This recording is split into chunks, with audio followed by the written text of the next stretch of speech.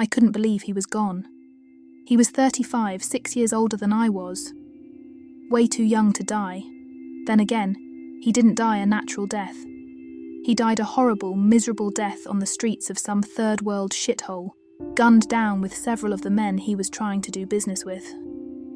Turns out they weren't the respectable businessmen they had led Steve to believe they were, but high-end drug dealers trying to branch out into legitimate business. Their competition took the opportunity to eliminate them as business rivals and did a drive-by using machine guns. 4 of them to be exact. Steve was hit 17 times, lucky shots all, and they pretty much cut him in half. If it was any consolation, he didn't suffer long, dead in minutes from loss of blood. I wondered if he thought of Jen, his beautiful wife, and their plans to start a family soon. I wondered if he had time for regret, to realise he should have been happy with what he had. Heck, he was already a millionaire many times over. Steve wasn't like that. He was obsessive, always looking for the ultimate deal, the one that would give him rock star status among his peers. He really thought this was it. He talked it over with me, as he had a habit of doing on all his deals. We were usually on his boat, fishing, just us. I'd look at him and just grin. You really expect an intelligent answer? Shit. I don't understand what you're talking about most of the time. This stuff is giving me a headache. Now, are you out here to get Mr. Big or what? He'd grin back. Mr. Big, definitely. Hey, did I show you my new rod? It's supposed to be the best. Think it will help me any? Oh, and I know you don't care or understand what I'm saying. It just helps me to say it out loud. Can't do that in the office. The walls have ears. I'd just sigh. He'd fool with the rod that cost probably 1/3 of my yearly income, get aggravated, toss it down, and pick up the old 5.5-foot rod with the almost antique Zebco 33 I'd given him, and start catching fish. In the time I'd known him, he'd probably spent 10 grand on fishing equipment, not counting the boat. He never listened when I tried to teach him, and the fish had to just about commit suicide on his hook before he caught one, but he had a blast trying. My time with Uncle Sam had taught me there was probably no safe place to talk. Any of the boats we could see might have equipment that allowed them to hear our conversations like they were standing behind us. Not to mention hacked phones, video, and analysing the conversation with lip readers. The opportunities were endless. I let him go, though. What he talked about had nothing to do with national security or corporate espionage, so he was probably safe. I did venture an opinion the first ever since we'd met. You need to think about this, dude. I've been where you're going, and it ain't Paris. People there would cut your throat for your watch and shoes. Hire security while you're there and listen to them. Almost no one there is what they seem. He just laughed and tried to talk me into going with him. I politely declined. After a few hours he gave up on Mr. Big and took consolation in Brother Bud. Jen frowned as I helped him out of his truck and into the living room, where we laid him on the couch. He was snoring in minutes. Want me to help get him into bed? Jen smiled a sad smile. Not really. Let him sleep it off there, and when he wakes up with a stiff neck and an aching back, he might think about it before he does it again. I swear, Jamie, you bring out the best and the worst in him, usually at the same time. How do you do that? I shrugged. Natural talent, I guess. Surely his other friends bring him home blasted sometimes. I didn't know how to take her answer. He doesn't have any other friends, Jaime. All the rest want something from him, or he wants something from them. With those guys, you don't just hang out. Every party is a business meeting. Every social event is just an opportunity to network. It's all about the Benjis, baby. That can't be true. When he's around me, we rarely talk about business. Most times it's about hunting, fishing, the wild women we have known and bedded, the ones that got away, the ones we wished had gotten away. Hot cars, hot bikes, hot boats, normal guy stuff.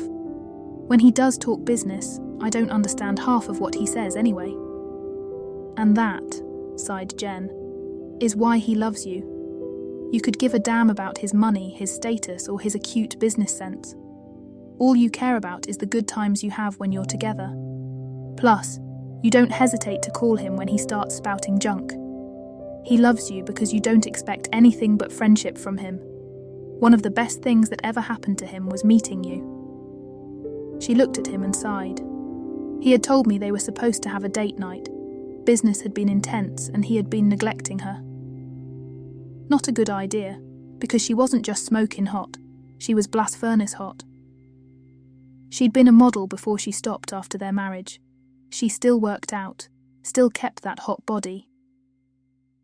Men walked into doors and buildings when she walked down a street. I knew, because I'd seen it. Besides the hot body, she had a perfect face, nice smile, pouty lips, blue eyes you could get lost in. I was so tongue-tied the first 3 times I was around her I could barely talk.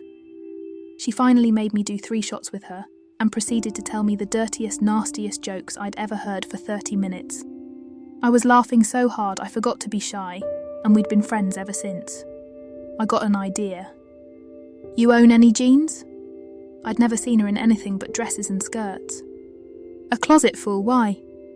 Got any boots? Cowboy boots, maybe?" She grinned for the first time. "Why shy me? Are you getting kinky? Because if you are, I have these thigh-high black boots that go great with my leather corset and flogger. If you mean regular boots, I have them in snakeskin, ostrich skin and plain old leather."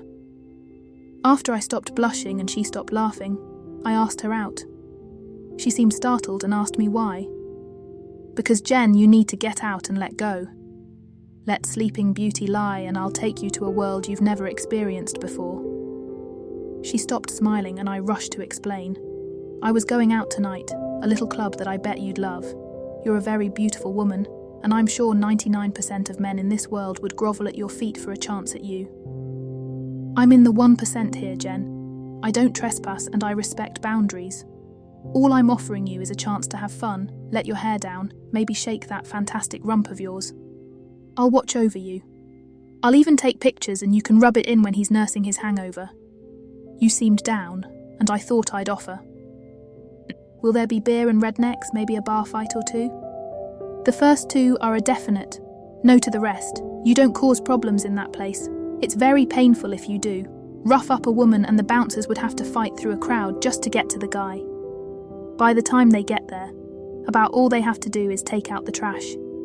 It's a friendly couples-oriented place, and they like to keep it that way. Just thought I'd offer."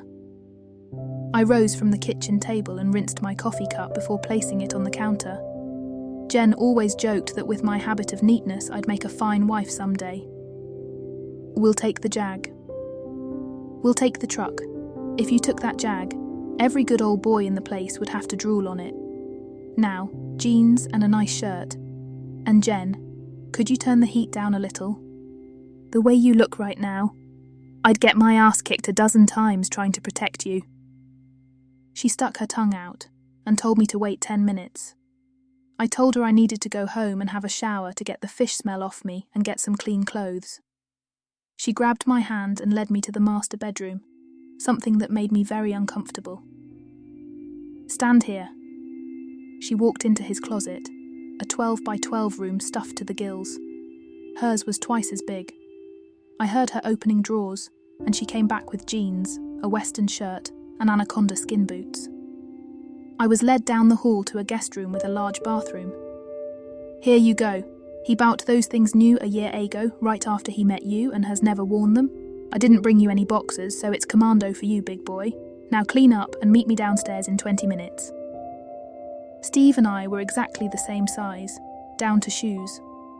The only difference between us was height. He was half an inch taller. Same hair, same eyes. People thought we were brothers most of the time. I showered, enjoying the multiple shower heads, shaved with the kit I found under the counter, and dressed. I had to admit I looked pretty good for me. Well, they say clothes make the man. If she tried to tone it down, it didn't work. Those jeans looked so tight I was afraid if she sneezed she'd blow every seam. A western shirt, pale pink to match her lipstick. Her mane of curls were pulled back into something I think was supposed to be a ponytail, but looked like a sexy mess. She had a white Stetson in her hands and bright red boots on her feet. "How do I look?" she asked as she twirled. "Trouble. You look like trouble." She smirked. Exactly the look I was going for. Now come on. We checked on Steve, who was now hugging a pillow and snoring. Jen wrote him a note and placed it on the coffee table beside a bottle of water and 3 Tylenol. We took his truck, since mine was still at the marina. It was a brand new shiny Z71 4-door 4-wheel drive hunk of pearl white and gleaming chrome. Well, I thought as I drove to the bar, at least it was a truck. We arrived 40 minutes later at the barn, a huge building designed to look like, take a guess here, a barn.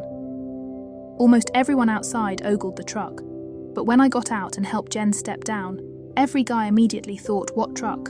And ogled Jen. She knew it, and used to the attention, strutted into the place like she owned it. She had a death grip on my arm, so maybe she wasn't as confident as she let on. There is no other way to describe it.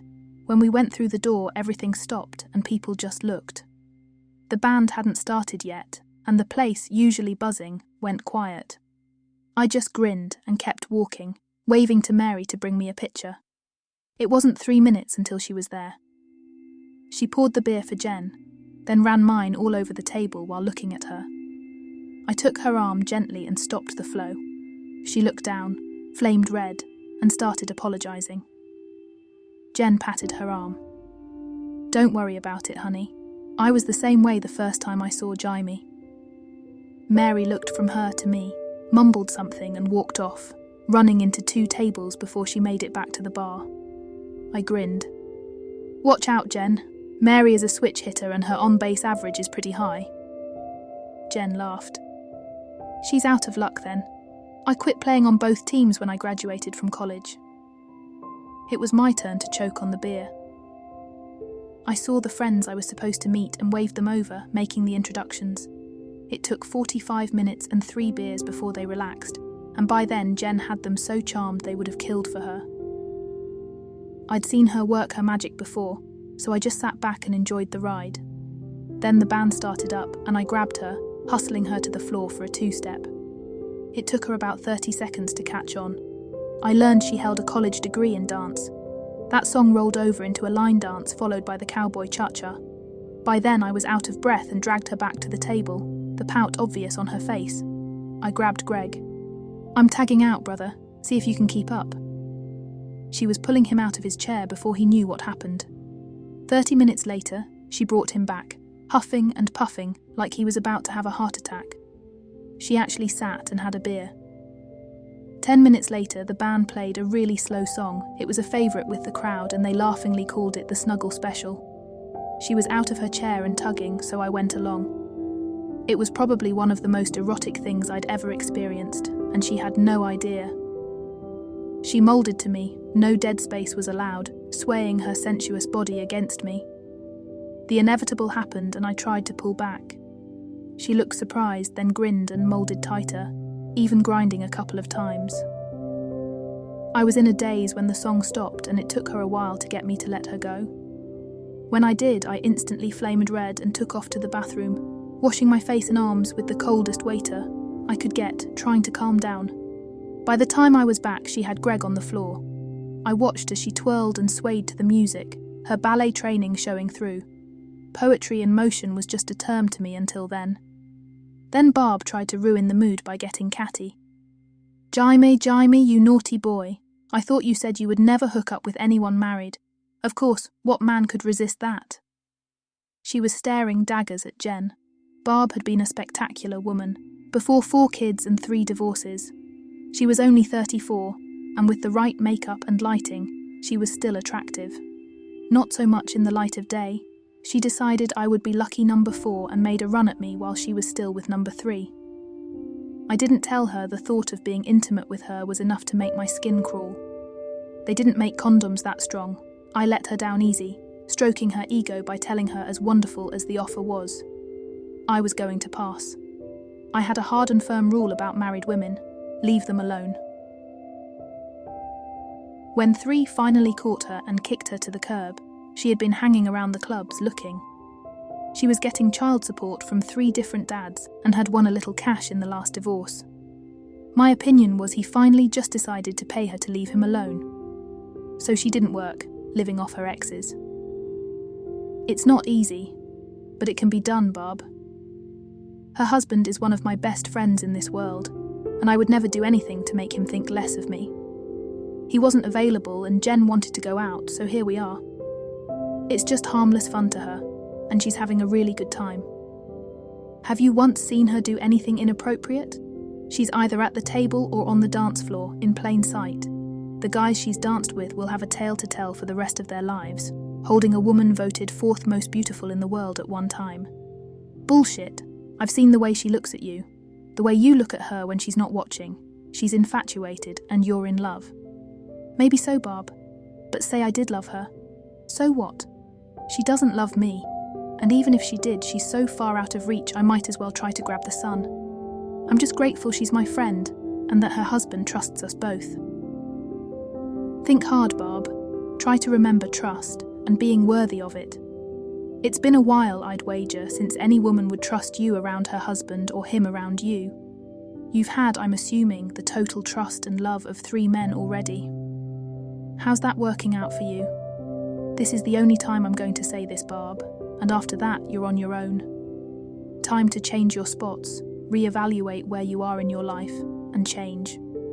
You'll never be happy, or make anyone else happy, until you do. You're still attractive under that inch of makeup. Get out of the bars and wash that shit off. Show the world your real face and you might find a man who loves looking at it. End of lecture. She stared as she got pale red, then pale again. Then she surprised me by crying, little tears at first, then huge drops, followed by racking sobs. I didn't know what to do, and it hurt me to think I caused her pain.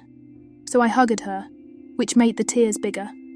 I patted her back until she went down to soft snifflies. I didn't see it, but Jen had come back. She immediately dug a large wad of tissues out of her purse and gently started cleaning her face while the sniffles stopped. Then she surprised everyone by taking her hand and leading her to the restroom, taking half the women at the tables with her. Jen, thanks to her modelling career, knew quite a bit about makeup. When she reappeared with Barb, the transformation was amazing. Gone were the hard lines and thick makeup. She had makeup on, but it was subtle, flattering instead of hiding. Her hair was different, with a softer, more natural look. I noticed her shirt was buttoned up, the first time in forever she wasn't flaunting cleavage in your face. Oh, the top 2 buttons were still undone, giving tantalising hints instead blatant advertising. It didn't take long for the guys to notice. A lot of them didn't realise who she was until they were right in front of her.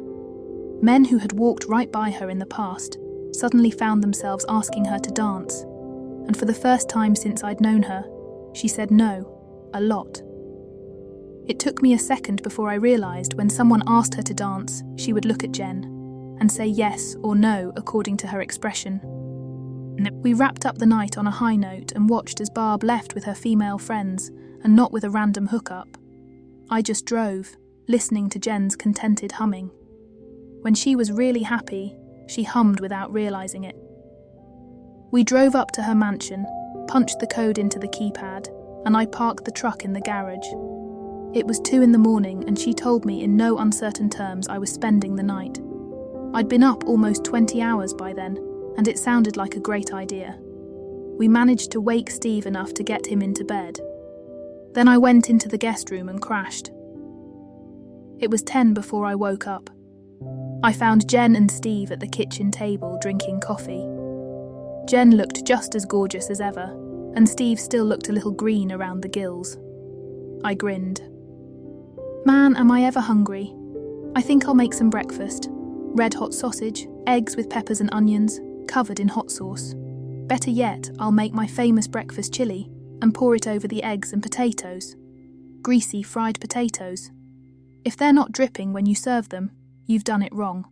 And the eggs have to be runny, so the hot chili can finish cooking them and soak the flavour in. How about a big bowl, Steve? You can wash it down with a Bloody Mary with a few extra shots of Tabasco sauce. My mouth is watering just thinking about it. Steve got progressively greener until he jumped up and ran to the bathroom. I yelled at his retreating back. Redneck wisdom here, Steve. Just because you bring a case of beer doesn't mean you have to drink a case of beer. Now how about breakfast? Jen swatted me on the arm, grinned, and then toasted bagels, with jams and cream cheese. It almost made Steve go back to the bathroom. I probably drank 4 cups of coffee. They bought the best, and had a maker designed by NASA. I think it even factored in barometric pressure while it brewed. Steve was back on the couch again when Jen took me back to my truck. I had a great time last night, thank you. It's been so long since I left the house for an evening that didn't have an agenda other than having fun. I envy you. Why? Because I live a simple life. I probably make in a year what Steve makes in 2 or 3 days. I have to worry about bills, paying a mortgage and a car payment, wondering if my job will hold up or if I'll be out on the streets, if there's a downturn in the economy. If Steve stopped bringing in money today, you could still live the same lifestyle you have right now for the rest of your life. Like the guy said, money won't buy you happiness, but it will buy you the best brand of misery. You think I care about any of that? I made enough off modelling that I'd never have to worry about what Steve has. I quit modelling with one goal, to find a good man and have a family. I'm trying to get Steve to start a family, and for 3 years in a row he said maybe next year. My clock is ticking, honey, I'm not getting any younger. Really? Are you even 30 yet? Relax, Jen. You have all the time in the world. Believe it or not, that was the first conversation I remembered when I found out he had died. No one notified me. I heard it on the nightly news like everyone else. I drove straight over, only to find the place full of people I didn't know. The asshole who answered the door didn't want to let me in, so I straight-armed him into the wall, walking by as he sank to the floor. I found Jen in the living room, surrounded by 3 of her college friends, probably the only real friends she had in the whole house.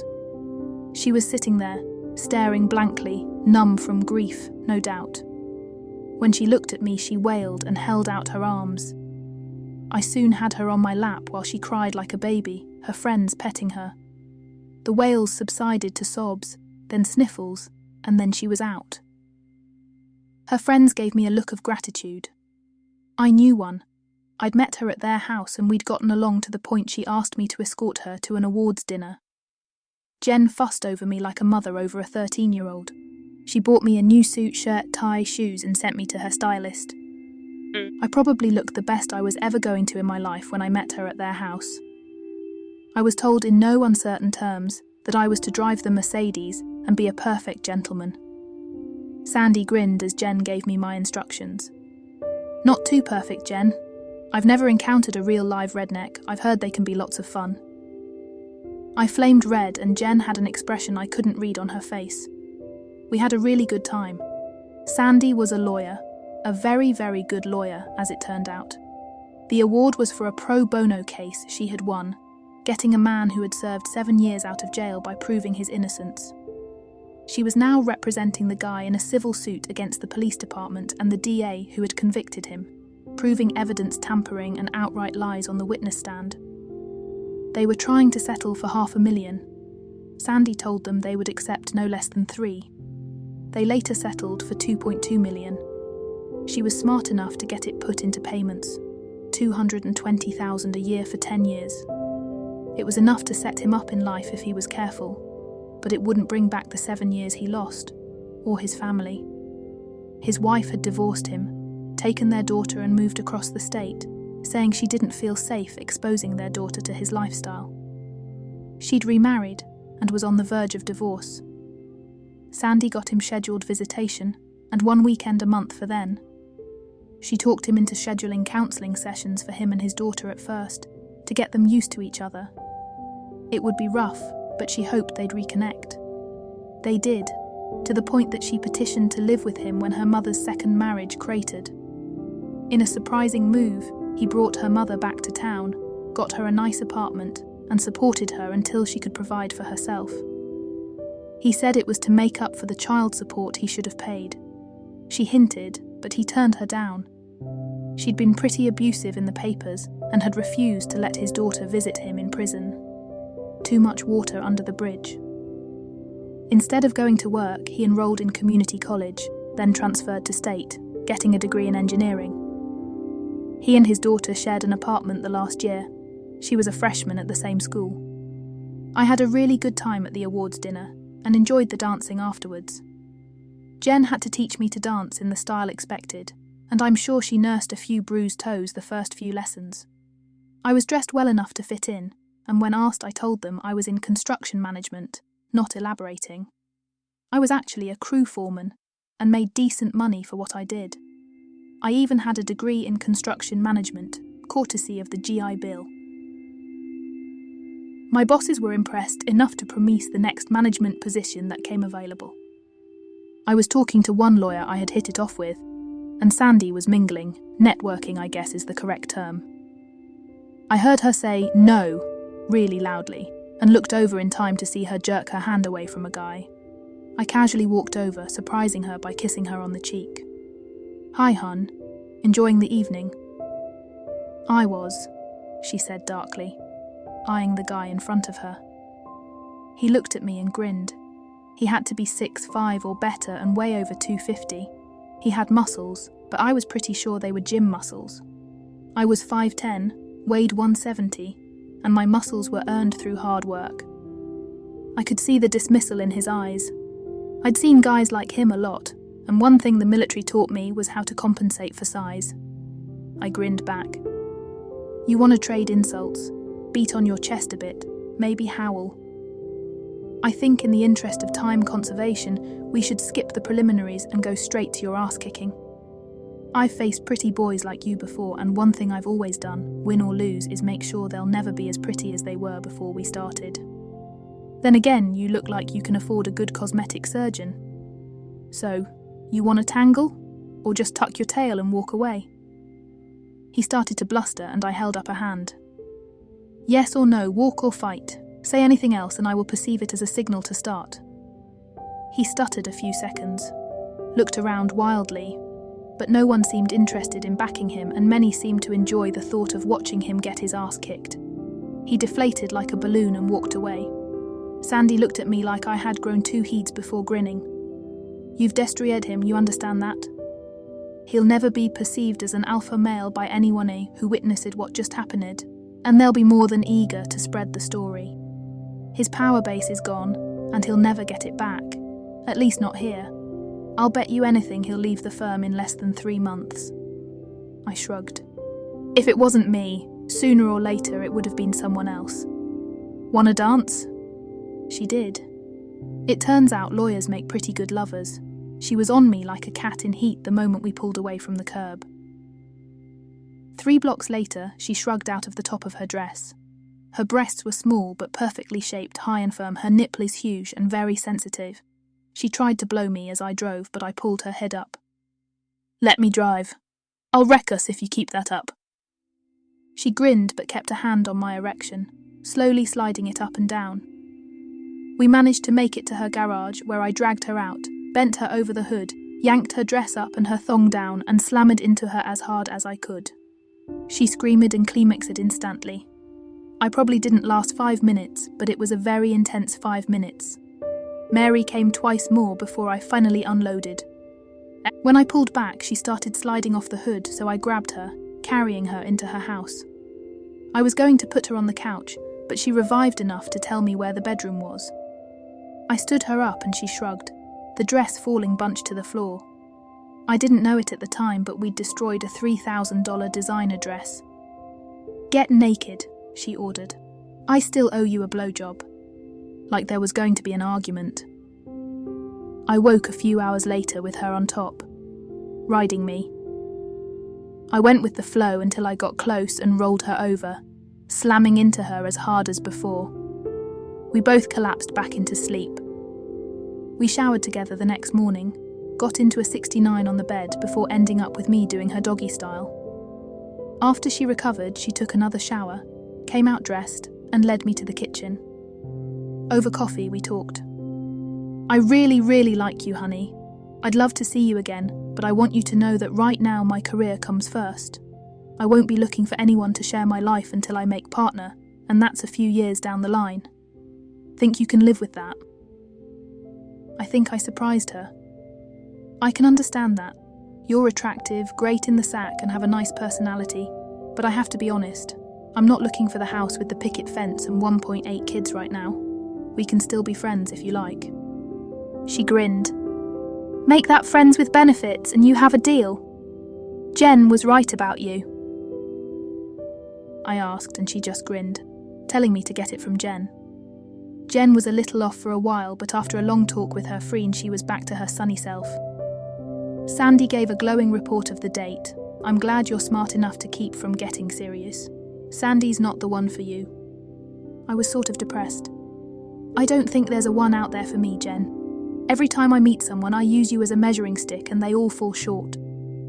She went red and then seemed to glow while Steve laughed. "You're ruined then. My wife is one of a kind, the gold standard of women in this world." Jen really glowed then, and I left, knowing they would be making love before my truck left the driveway. I wasn't jealous, but I did reflect that if he felt that way, he shouldn't neglect her as much. Sandy stood with her friends and motioned for me to follow. I carried her to her bedroom, and they turned down the sheets. I laid her down gently, touching her cheek before I left the room. At least one of her friends stayed with her all night. I went back into the living room, aghast at the sight before me. Somewhere along the line it started turning into a party. They'd found the liquor cabinet and were going at it pretty hard. I held it together until they turned music on, increasing the volume until it was almost blasting. Sandy came back in and looked at me, knowing what I was thinking. Who are these assholes? A lot are Steve's business associates, here to stake a claim and begin picking the bones. Some are from her modelling days, and a few of them are going to try to lure her back. The rest are just along for the ride. They'll use her until she comes to her senses then, drift away to another victim. You're her lawyer of record, right? I am. And Janice, she's a doctor, if I remember correctly. That's true, she said as she started smiling, realising where I was going. Then go ask her, in her professional opinion, if this is a good environment for Jen right now. We've already talked about it. It's not. But while we're all intelligent professional women, there's little we can do with this pack of assholes. We're thinking of hiring security. I stood. Well, I'm not a woman and have never been known for my smarts. Maybe I can save you a few bucks. I got their attention when I turned off the music. On behalf of Jen and Steve, I'd like to thank you all for coming. Jen's doctor has prescribed bed rest and quiet, so if you wouldn't mind, honour her wishes and leave. You can all come back later after she's had time to process. I'm sure she would appreciate it. Who the fuck are you, asshole? Before I could speak, Sandy was in his face. He's probably the only male in here who actually cares about Jenny. Leave her in peace. If not, well, I'll just have to turn my security consultant loose on you. He holds 2 black belts and has been charged with murder twice, but I got it changed to justifiable homicide because he was protecting a client both times. Want to test his limits? None of what she said was true, but they didn't know that. They left, grumbling among themselves until it was just me, Janice, Sandy, Melody, and Jen. Janice told us she had given Jen a slight sedative and she'd probably sleep the night through. She turned to me. Jaime, can you stay? Melody will be here, but we'd feel a lot better if you stayed with her. Jen's going to be shaky for quite a while and she'll need friends around her. I ended up staying for 4 days, moving into the 2-bedroom guest cottage they had while the women stayed in the house. There was a huge turnout for his funeral, and she held my arm in a death grip, only letting go when I did my pallbearer duties. I sat beside her while the preacher did the graveside service. She'd cried herself out by then, and sat numbly as he droned on. The vultures had decided that with me around they'd never be able to advance their agendas, so they left us in peace, and we returned to a pretty quiet house. Maybe 20 people, but they were all fond of Jen. I left the next day after Melody and Sandy assured me they would not leave her alone for a while. I didn't see her again until I was summoned to her house for the reading of the will. It seems Steve had left me a little something. She was 10 pounds lighter and still a little pale, but she smiled when she hugged me. Jen, naturally, got everything except for a few personal items he wanted me to have. All his fishing equipment, his boat and his truck. He also left me a letter that I read when I got home. Man, if you're reading this, then I'm dead. That sucks. I'm hoping you're in your 60s when you get this, but I got a feeling that if you're getting what I wanted you to have, it's a lot earlier. I can't tell you what you meant to me. For the first time in my life, I had a friend that didn't give a damn about how much I had or what I could do for him, but a guy who just wanted to hang out, maybe fish and have a few beers. Think of me when you're kicked back on the boat, reeling in a monster I could only dream about, and raise a beer in my memory now and then. One more thing. I want you to keep an eye on Jen. I should have been a better husband, but she was still the love of my life. Don't let her do anything foolish while she gets herself back together. I like to think if anything ever happened to me, she'd turn to you. If she doesn't get serious, name the first son Steve. Just kidding, dude. But stranger things have happened and I know you'd be good for her. Think about it. Ever your friend, Steve. I was a little surprised when a delivery van pulled into my driveway a week later. The guy had a full load and a note. Jamie. I know you're not expecting this and probably wouldn't take it if you had a choice, but I want you to have them, and I'm taking the coward's way out. I'm leaving for a while. I just can't take another night of rambling around in that big empty house. I'll return, but I can't tell you when. These are Steve's clothes. They'll fit you like a glove, and they're too good to waste. I doubt seriously you'll wear more than 2 of the suits for the rest of your life, but it will be nice to have that option. The jeans and the rest of the casual clothes will come in handy, as well as the boots. Please don't be offended. I know he would have wanted you to have them if he'd have thought that far ahead. Wear them in good faith, remembering the man who was your friend. Remember too that I was also your friend and hope you let me continue to be. Love you, Jen. I let the stuff sit in my spare bedroom for a few weeks before I could work up the energy to start going through them. Who the hell needs 28 suits? In the end, I kept 8, highly expensive and damn good looking. The rest I donated, sure some bargain hunter would freak when they saw them. I kept most of the jeans and casual clothes, and all 36 pair of the shoes and boots. Each pair probably cost more than I could make in a month. I'd never have to buy shoes again. Life went on. I'd fished once in a while, always feeling guilty when I used the boat and truck. I hardly ever drove the truck because it was just too nice to have around construction sites. I'd go out on the boat, look through the expensive gear, but most often I used the old Zebco rig I had given him. I still remembered the night I met him. I didn't have a boat, so I fished from the bank. I was at a hot spot, right below the discharge chute of a power plant. A lot of stuff got caught up in the turbulence and came out the other end ground up. It was catfish heaven. I'd already decided to call it a night at 11. I'd caught 4 pretty decent fish and a 20-pound monster, enough to keep me in catfish for months. Steve came slowly down the path, stumbling in the dark.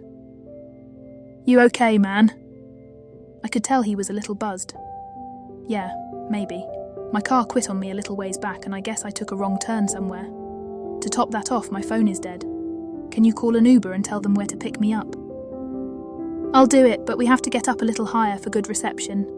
Why don't you sit here while I square away my gear, and I'll make the call when we get up top. Shouldn't take me long. He sat watching as I reeled in my lines. It seemed that one catfish was determined to commit suicide, and hit just as I was reeling in the last line. Before I knew it, Steve was right beside me, watching in awe. "Here," I said, grinning. "Reel him up for me." He snatched the rod, but admitted he had no idea what to do. "Keep the line tight so he can't spit the hook out. Just keep reeling, and when his head comes out of the water, I'll scoop him up with the net." It was a pretty nice cat, 10 pounds at least. I'll never forget the look on his face. Wow, I've always wanted to catch a fish. He'd never fished before. What planet did this guy live on? He helped me carry my stuff back to the truck, and then we went to look at his car. It was a BMW, all chrome and gleaming paint. "I'll call AAA tomorrow and get it towed." "No, you'll need to call them right now and get them over here. Look around you. We're in the middle of nowhere. If a couple of good old boys were to see this sitting here, the only thing left tomorrow would be the frame maybe. Call them now." I'll have to look someone up. Can I use your phone? I hit speed dial. Wilbur, yeah, I know it's late, but I got a hot one. A BMW, dead, at the end of Lookout Point. Can you come and get it? We'll wait. I had it on speaker. How the hell did a Beamer get way out there? I think the guy got lost. Give me 20 minutes. We waited, talking while he got there. It was dark, there were no lights anywhere, and 10 minutes later a truck pulled up and 3 guys got out. They looked around and saw my truck but couldn't see us, thinking it was some guy fishing. They were tugging on the door handles when I turned my lights on. Move on, boys. Grab your rods and go fishing. They're biting pretty good. It was obvious they'd been drinking pretty hard, and one guy told me to mind my own business or they'd mind it for me. I got out, holding the Taurus 357 down by my side. Move on. Or what? Or I blow what you use for brains out. You ain't got no gun. I raised it and popped a round off. 357s are kind of loud, and it echoed off the lake pretty good. They almost drove off before one could get in. He ended up jumping on the bed as they went by. Steve was looking at me like I was an alien. Would you have shot them? I wouldn't have had to. Once they knew I had a weapon, all the fight went out of them. If they had been armed or forced the issue, I would have reacted accordingly. Here comes Wilbur. Wilbur got out, looked over the car and grinned. I ain't even asking, but you need to get the undercarriage looked at before you drive it. This is a pretty rough road. He gave Steve a card with the address of his garage. I asked him where he lived as Wilbur's taillights faded. It was less than 20 miles away. He was going to call his wife because he didn't think he could get an Uber in that area. He was probably right. There's no need to get your wife out of the bed at this time at night. I'll take you home. It's kind of on my way. He sat quietly for most of the ride. His drive was a long winding one that led through trees before it stopped in what could only be called a mansion. You live here? Yeah, I bought it for my wife last year. Care to come in? I don't think so. I'm dirty and I smell like livers, worms and catfish. Probably not an aroma your wife would appreciate at this time of night. Call Wilbur in the morning. He's ASE certified and most of his business is Mercedes and Audis. He could probably fix anything wrong with your car. I waited until he got on his porch before he left. Wilbur checked his car over, and the only damage he could find was a bent tie rod. Steve had him fix it and pumped him for information about me when he picked it up. Wilbur told me what he said. Jaime's a good guy, Mr. Rodham, and he's probably the best fisherman I've ever seen. He can be on the bank with 20 anglers and be the only one catching anything. When the local fire department needs fish for a fry, they call him. He's usually good for £50 or more. Steve was sitting in my driveway when I got home from work 3 days later. He got out, looking embarrassed. Can I talk to you for a minute? I have a business proposition. Curious, I brought him in, gave him a glass of tea. After a few minutes of spitting and sputtering, it came out. I've always wanted to learn how to fish. I'm more than willing to pay if you'll teach me. I can make it worth your while. I thought about it for a few minutes. I could tell he was sincere. All right, be here at 7 Friday night and we'll spend a few hours catfishing. You get the hang of that and we'll branch out to bass and crappie. I won't charge you anything past the price of the bait and a few beers, so don't insult me with offers to pay. Every man needs to know how to fish. He was so excited he could barely talk. It took about a month before he wanted me to follow him home so he could introduce me to his wife.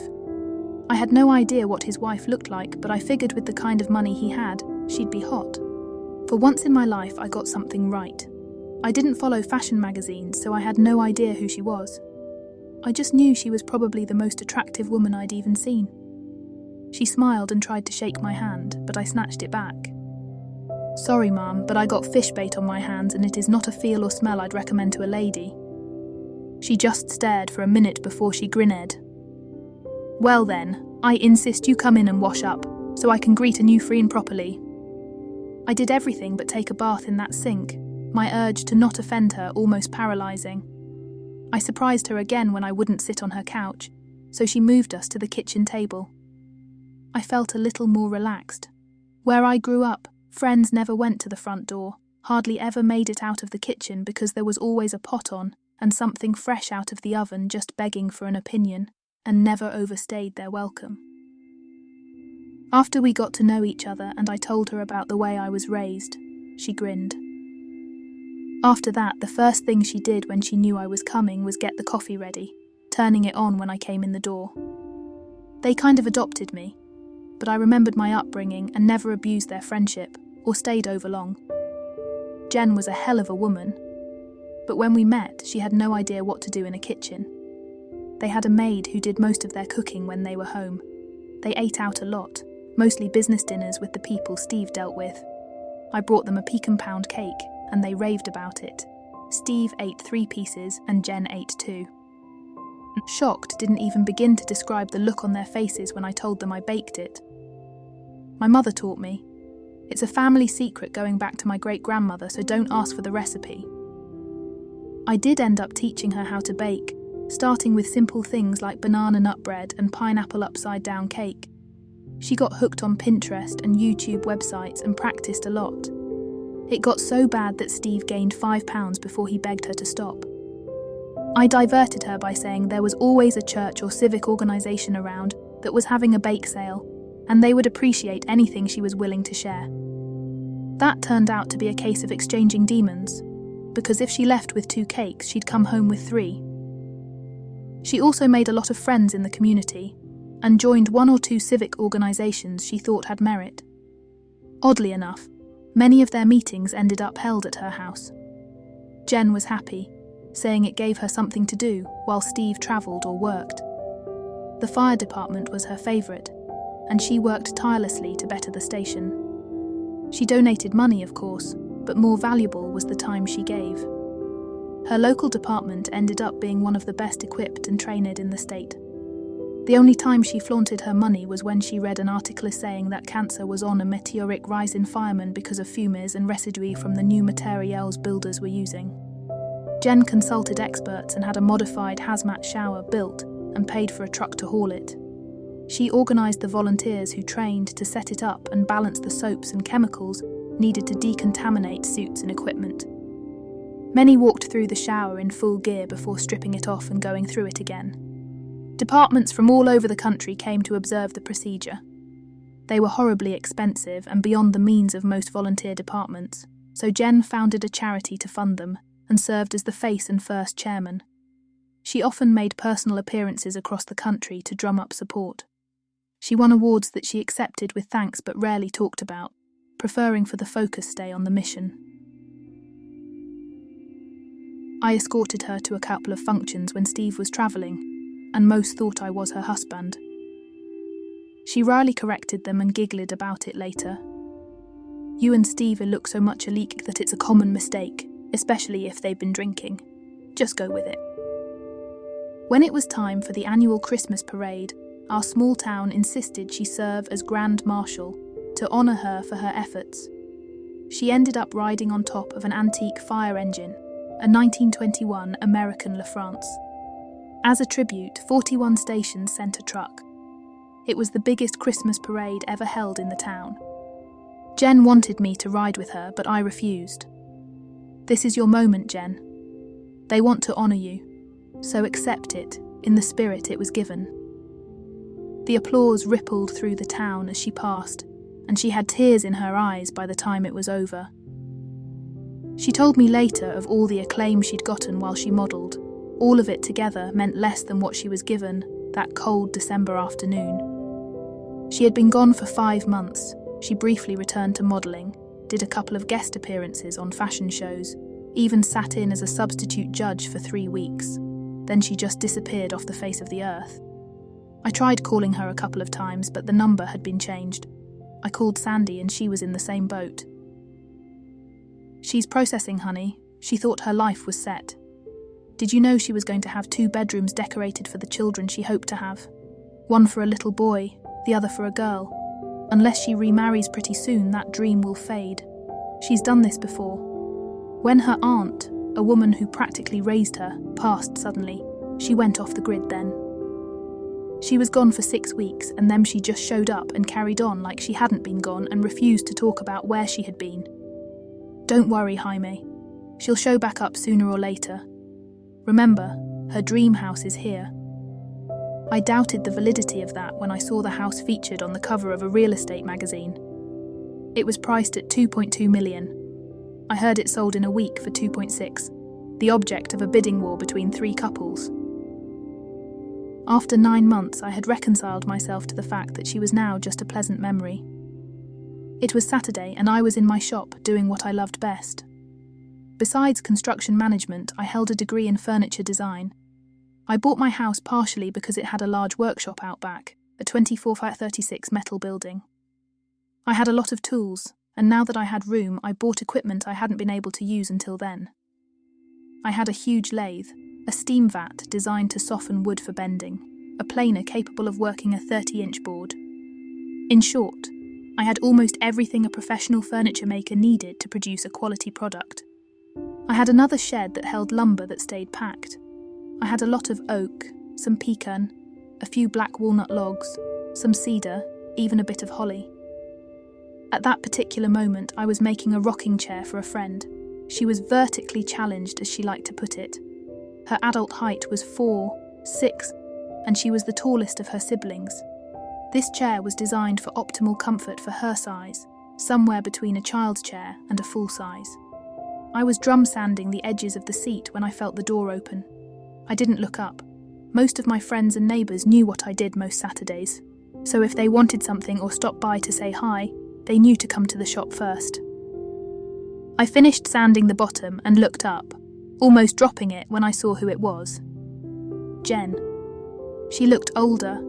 She was 15 pounds thinner, and she didn't need to lose weight. Her eyes were sad, but they changed when I looked up. The eyes matched her smile. Instead of hello, her first words surprised me. How come I never knew you made furniture? It never came up in conversation. Besides, it's just a hobby. I'd love to do it full time, but I'm not sure I could support myself. I'd have to charge some pretty high prices, and I don't think most people could afford it. I know lots of people who would love to have custom-made furniture and wouldn't bat an eye at the price if it was of good quality. You should have let me help you. I struggled for a moment, trying to frame my answer in a way she could understand it. Yeah, no. You were my friends, Jen, not some business opportunity. If I'd have come to you, I'd have been just like all the rest of the arseholes you and Steve had to deal with. You would have always wondered if I was truly your friend or just someone I needed to use. So I didn't bring it up. Steve never knew. If I had told him, he would have hounded me with suggestions like the one you just gave. You were worth more to me as friends, do you understand? Tears started, and that's why we loved you. I couldn't keep a little bitterness out of my voice. Yeah, I could tell that from all the calls and visits I got from you. I knew you wouldn't understand. I had to leave. After a few days, rattling around in that big old house was just too much. Plus, every time I saw you, it reminded me of Steve. I tried going back to my old life, but that got stale pretty quick. I'd forgotten how shallow and calculating most of those people were.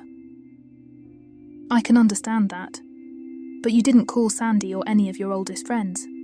Think they liked being shut out of your life? If you're going to be back for more than a few days, you need to give them a call and try to mend fences. What she'd done hit her, and she cried harder. I shut down my machinery knowing there would be no more work that day and took her into the house, making coffee and getting out the pecan pound cake I'd made the day before. She ate 2 pieces before she started making phone calls. Sandy and the rest of the girls showed up 90 minutes later, kissed me on the cheek and threw me out of the house. I piddled around before deciding to light my grill. I'd marinated a bunch of leg quarters the night before, so I grilled them, a few steaks, some potatoes and ears of corn, and honey-glazed carrots with toasted pecans. The smells started getting to them, and they drifted out to my deck.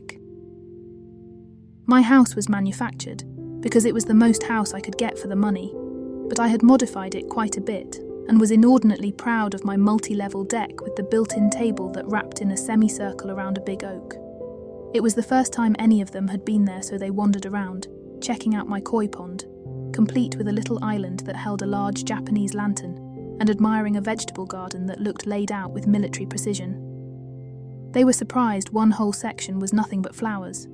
I had sunflowers of all sizes and colours, zinnias, African daisies, different colours of cosmos, and marigolds. When I called them to eat, I was amazed. They ate like construction workers, not fashion models or professional women. They laughed about the whole roll of paper towels they had to use. Sandy sat back and let loose a very unladylike belch, which broke the whole group up. I'm thinking, Jaime, that I need to review my relationship expectations. You cook, you build furniture, and you ain't hard to look at. Everyone laughed but Jen, and she looked a little irritated. The girls caught it and grinned harder, teasing her by giving me their numbers. I looked at Melody. Aren't you married? I am, and I love him dearly. I wanted you to have my number so we could set up some training sessions for hubby. He could use a few pointers. They relaxed as twilight gathered, oohing when I switched on my party lights, especially enjoying the Japanese lantern on the little island. All the lights were designed to draw insects away from the deck. I brought out a carafe of coffee and the pecan pound kake. They groaned but managed to eat every bite of it. They all demanded the recipe. Jen grinned. Sorry girls, but it's a family secret. He won't even give it to me, and I begged for almost 2 years. He says it will stay in the family. Sandy looked at Jen and smirked. Well then, we'll have to get him married off to one of us to ensure a steady supply. Any volunteers? To a woman, they all turned to Jen. She was glowing but promised to do a little research. There were a lot of hugs and kisses as they left. Sandy got me off to the side. I know men are thick most of the time, so let me lay it out for you. She didn't come back for us. She came back for you. If you're not interested, let her down gently. If you are, go slow. She's still a little fragile. I was taken completely by surprise. I guess men are dense. Her? Me? She's miles above me, Sandy. She's rich, beautiful, and I'm just an average guy trying to make ends meet. It would never work. She slapped me lightly. God, you're even dumber than most. She couldn't give a shit about what you have. She doesn't need possessions or riches. She already has those. She needs a man who loves her in spite of all that. One thing I can be assured of, if you get together, it won't be because of her money or your perceived lack of it. You can give her what she desires most in this world, and it won't cost either of you a dime. She wants the love of a good man and a family. She's talked about children ever since we were in college. Man up, Jaime, be the one. We waved as they left and went back into the house. Where are you staying? I know you sold the house. She seemed surprised. I'm staying with you, at least for a while. You don't mind, do you? I can get an extended stay suite somewhere if you do, but I'd really like to stay here. I want to surround myself with real, not the illusion I've been living with lately. Please. I thought about it for a minute, looking at her anxious face. Then I sighed. Yeah, you can stay. I guess I'll have to get used to one of the most beautiful women in the world hogging my bathroom. The sacrifices one makes for friendship. She slowly started grinning. I promise not to leave my panties hanging on the shower rod too often. I find myself very tired now, honey. Where do I sleep? Your bed, I hope. She was only semi-joking. I led her to the guest room. I had forgotten I'd made every piece of furniture in the room, from the dressers to the large canopy bed, all in light pecan. I'd learned to carve, and the posts of the bed were done in intricate patterns, vines and little flowers mostly. There was even a vanity, the mirror in the shape of a heart. I'd made it with a little girl in mind. She wandered around, touching everything. Finally, she turned and smiled. What's her name? Huh? What's her name? You obviously designed this room for a daughter. I assume you had a name picked out. No. I always thought when I married we would pick the name out together, something that appealed to both of us. It wouldn't be fair otherwise.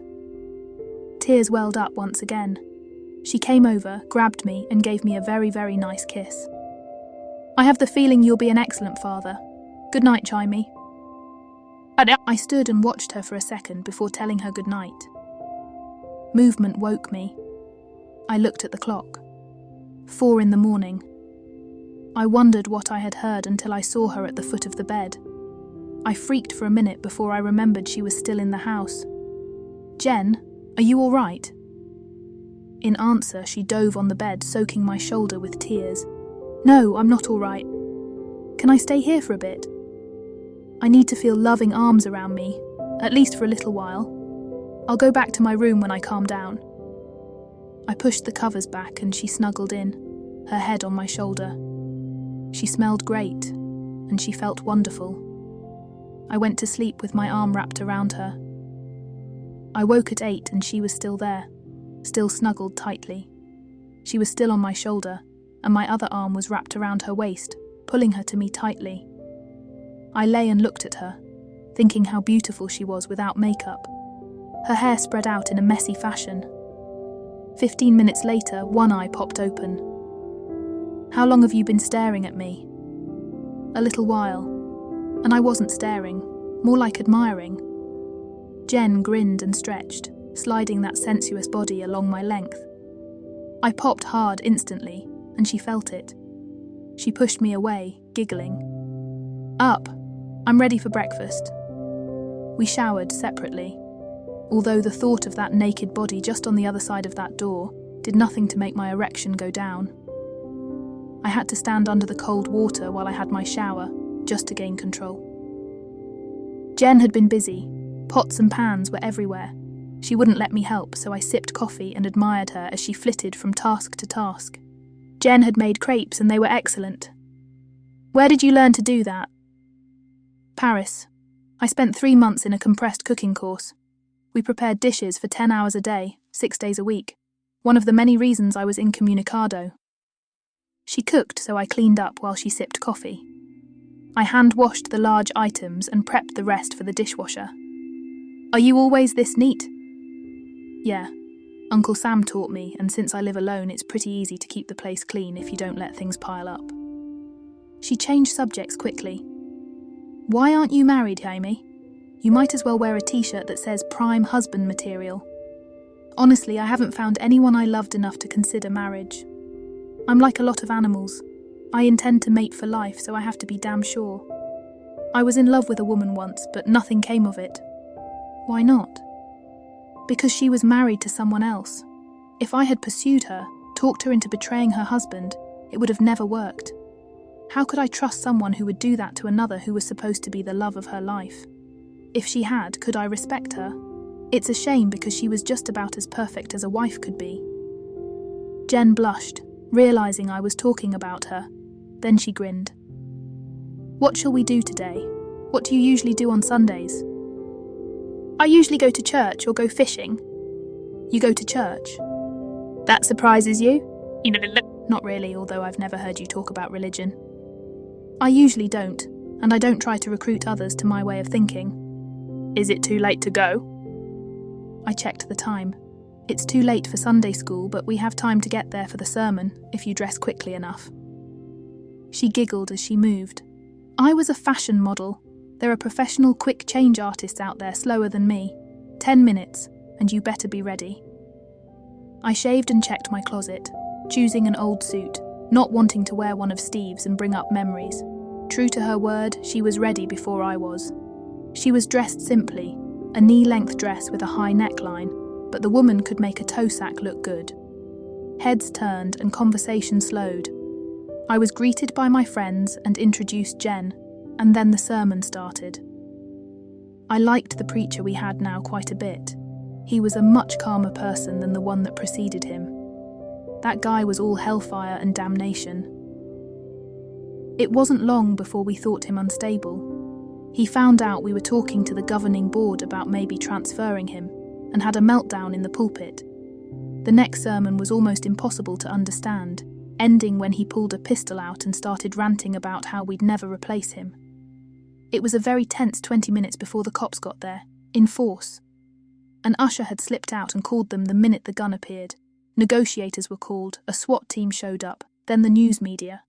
2 deputies were quietly crawling among the pews, getting the children out while the negotiator kept his attention. Another usher unlocked the back door, and the police got close enough to taser him, waiting until he waved the gun in the air. A good thing, because when the juice hit him, he fired twice in reflex. Come to find it out, he was having a mental breakdown triggered by the death of his wife and a dependency on prescription drugs. The church managed to get the charges reduced and get him into rehab. He sent a nice long letter of apology later from his new posting in Africa, a place he volunteered to go to in atonement for his sins. You could look up if you're in the right pew and see the outlines of the patching over the bullet holes. The sermon was about marriage, commitment, and the pressures of modern living, and how to deal with it and stay firm in your commitment. Commitment to marriage should be second only to your commitment to God. Strong, loving relationships are the cornerstone of modern society, the place of strength after your faith in God. And just like God, you should always, always be there for your partner. I saw a lot of nodding and a lot of uncomfortable people. Jen seemed to be hanging on every word. Most people were surprised that as we filed out, he gathered Jen up into a big hug. Turning her loose, he grinned. "You don't remember me, do you? I'm Mike Flanagan's father. I don't have words to express how much your help has meant to our family. I speak of you often, telling people you are proof that angels walk on this earth." Jen was flaming red but smiled. It was just a little thing I could do to help. "How is your son doing?" "He's fine, in total remission. The surgeons seem satisfied they got it all. He's to the point he's back with the fire department, although they won't let him do anything strenuous yet." So this was the angel he spoke about so often. He told us about it, how his son was dying, and even as he prayed, he was giving up hope when an angel appeared before him, telling him his son would be all right. Faster than he could understand, his son was on a medical jet to a major cancer center, and in surgery in less than 10 hours. There was never any discussion of cost, and he never saw a medical bill. He called it a modern-day miracle. He thanked me for bringing her to church so he could finally express the gratitude he felt, asking if she lived nearby. Jen stepped in before I could answer. "I'm living with Jaime right now, Reverend. Unfortunately, it isn't in sin, but I'm working on it." The preacher got a little red but grinned. "Well, before it gets that far, think about my sermon today. I've never officiated at the wedding of an angel." Jen promised to give it serious consideration and she'd get back to him. I grinned at her as we drove home. "What? I've never slept with an angel before. I thought the glow last night was from my neighbour's street lamp. I have to say it was very nice." Jen coloured slightly before grinning back. "Oh, I can be a real little devil when I backslide. That only happens when I'm in love. But when it happens, it burns hotter than any nuclear bomb ever detonated. What shall we have for lunch?" We stopped at the country club. I knew the chef and they usually put on a pretty good buffet. Once again, a place went quiet when we entered. I figure sooner or later I'll get used to it. The food was excellent and she surprised me with how full her plate was. Michelle came out and walked among the patrons, stopping at our table. Soon they were in a rapid-fire discussion I couldn't have kept up with if it was in English, much less the French they were speaking. He kissed her on both cheeks, told me he thought I was the luckiest man alive, and continued circulating. What was that all about? "Food, honey. We were speaking food. He really is quite good." I wondered about the honey comment but let it go. We went home. Odd. Me saying that, at least mentally, and she insisted I finish my rocking chair project. "I'm not here to disrupt your life. I have a few things to do and maybe I'll join you. Maybe I can help, if you'll let me." She grabbed her laptop out of her vehicle and disappeared into the spare bedroom. I was almost finished dry-fitting everything when she came into the shop 2 hours later. She sat on a stool and watched for a few minutes before coming over and giving me a hand. I was grateful for the help. Sometimes you needed 3 hands on these projects. When everything was in place, we stood back, her admiring it while I looked for flaws. The seat was a bit uneven on one corner, so before I glued everything up, I'd have to fix that. One of the back spindles looked a little off, and I might have to adjust the length so it would seat better, but other than that it looked good. Jen helped as I gently took it apart, laying the pieces out on a long table. I took the seat over to the sander and adjusted it. Then I measured the hole, took a little off the bottom of the spindle in question, and it was ready to glue up. I was going to stain the parts first. That way I could get a good even coat, and it would make the whole thing more durable. Not quite sure how dark to make it, I asked her opinion. So, what does the rest of the furniture in her house look like? Excellent question. Sarah had mostly upholstered pieces, but the few pieces of wood I remembered had a medium tint. I got out 3 different stains and a scrap piece of wood, rubbing a bit of each on the board. Jen pointed to the lightest one without hesitation. This one. It'll make the grain of the wood really stand out. She wanted to help, but I discouraged it. Most beginners put too much on at one time and it darkens it more than we want. Take the scrap piece and practice if you like, or watch me. Jen watched for a while, then grabbed a pair of rubber gloves and played with the scrap while I finished. There wasn't a bare spot left when she was done, but I had to admit she caught on quicker than most beginners. She glowed under my praise. 4 hours later, right before bedtime, I glued everything up and clamped the chair. In 24 hours, I would check the glue, and if I felt it was set, I'd take the clamps off. If not, I'd leave it at least another day. We went to bed separately, and I was so tired I didn't realise she had slipped in until I woke the next morning. She felt so good I just held her until I had to get up to make it to work on time. I grinned all day at work. Even the most aggravating subcontractor I had didn't bother me, which I think bothered him. My good mood lasted until I got home to find a really pissed off female waiting for me. "Why didn't you wake me up?" "I thought you might like to sleep in. You need to let me do the thinking around here." One look at my face and she knew she had made a mistake.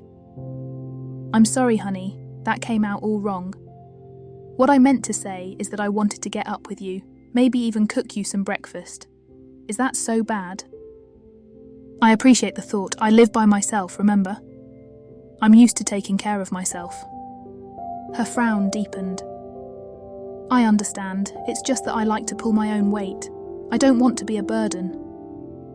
I eyed her, remembering the first few times I'd been around her. She could barely find her way to the kitchen and couldn't cook for diddly. Her maid did most of the meals for them. Something was starting to smell. Jen changed the subject. "Look, I made dinner." Well, by golly, she had, and it smelled great. She beamed when I told her. "It's not quite done. Another hour should do it." I took advantage of the time to go over the rocking chair one more time, deciding it was as done as it was ever going to get. I called Sarah. "Come by tomorrow and pick up your chair." She was so happy she was still gushing when I hung up. Dinner was excellent, probably the best meal I'd ever had. I noticed bouquets of flowers in random places and she smiled. "I picked them out of your garden. I hope you don't mind." "Pick all you want. I used them to bait pollinators in for the vegetables, but decided I liked them so much I seem to plant more every year. It's a shame, really. Lots just go to waste. I'm sure there are people out there who would enjoy a bunch from time to time." The next day she went to a craft store and bought a bunch of vases and some ribbon. She'd called Jan first, outlined her idea, and Jan immediately endorsed it. She was in the garden when I got home Friday with 5-gallon buckets and garden shears. Every bucket was filled with flowers.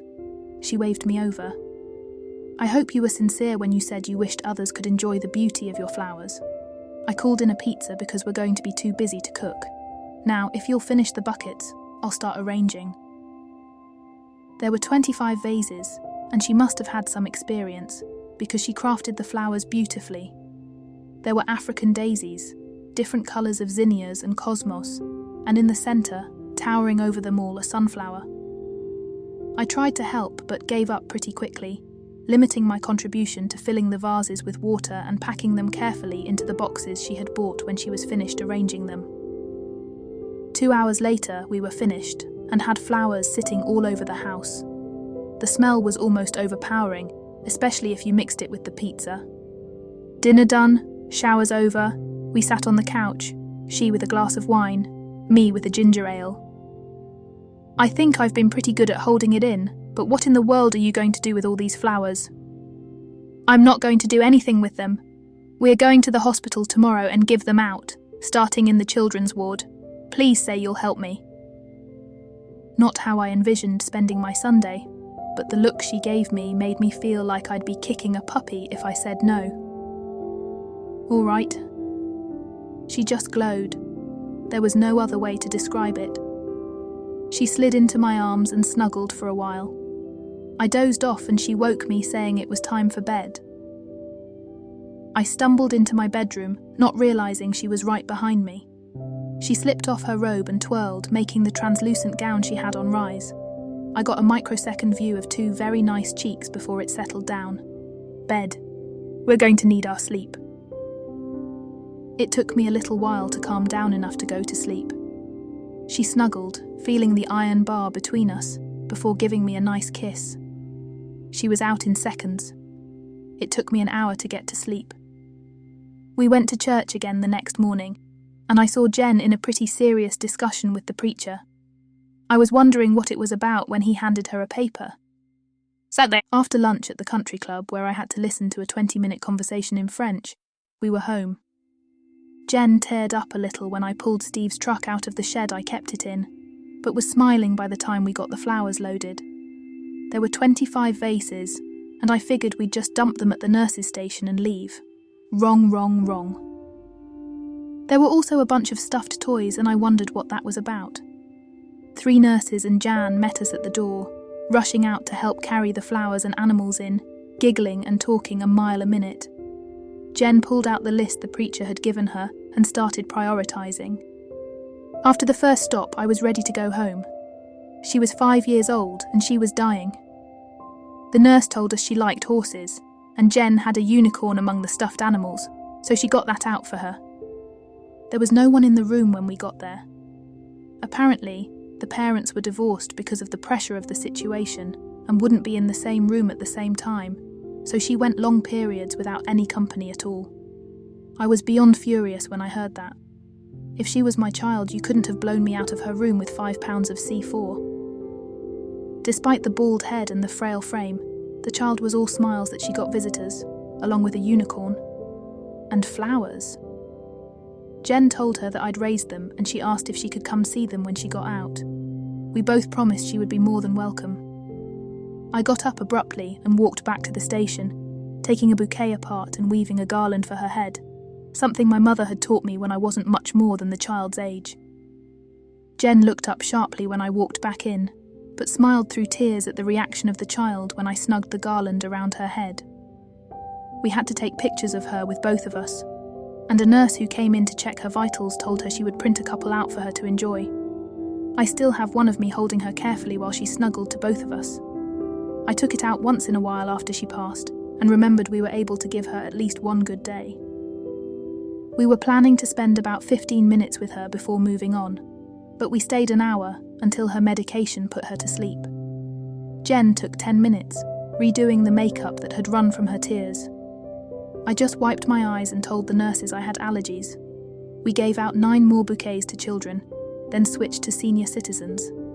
The child ripped my heart out, but the sight of those old people, many of them alone in this world, weeping with gratitude to be seen as a person, broke it into little pieces. One 94-year-old woman cried like a baby while she snuggled the stuffed sheep she had picked, then hugged us as hard as her frail body would allow. I thought we were done until Jan brought us to the nursery.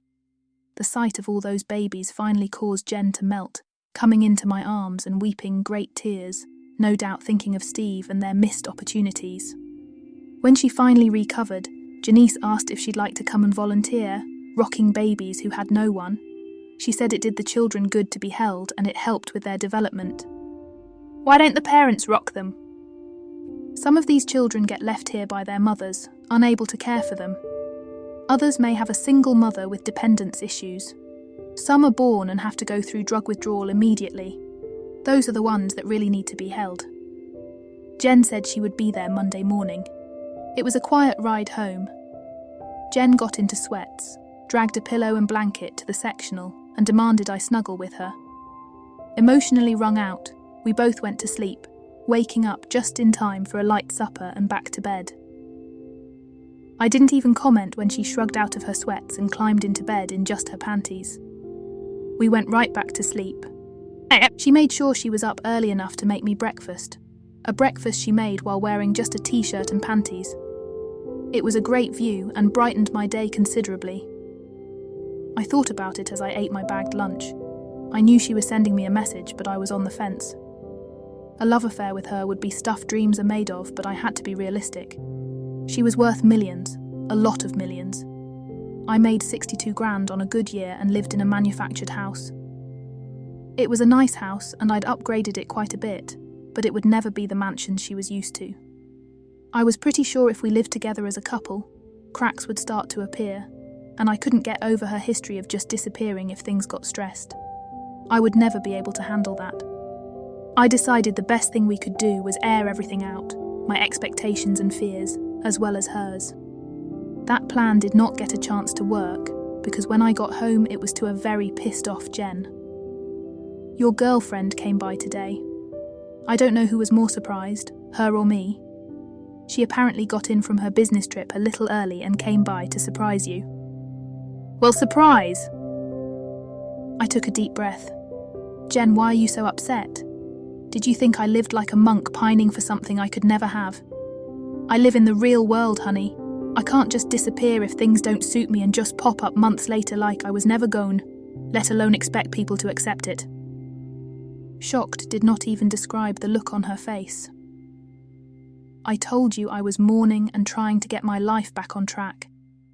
Yes, it was rude and thoughtless to disappear on you and my friends, but I have a habit of not thinking things through.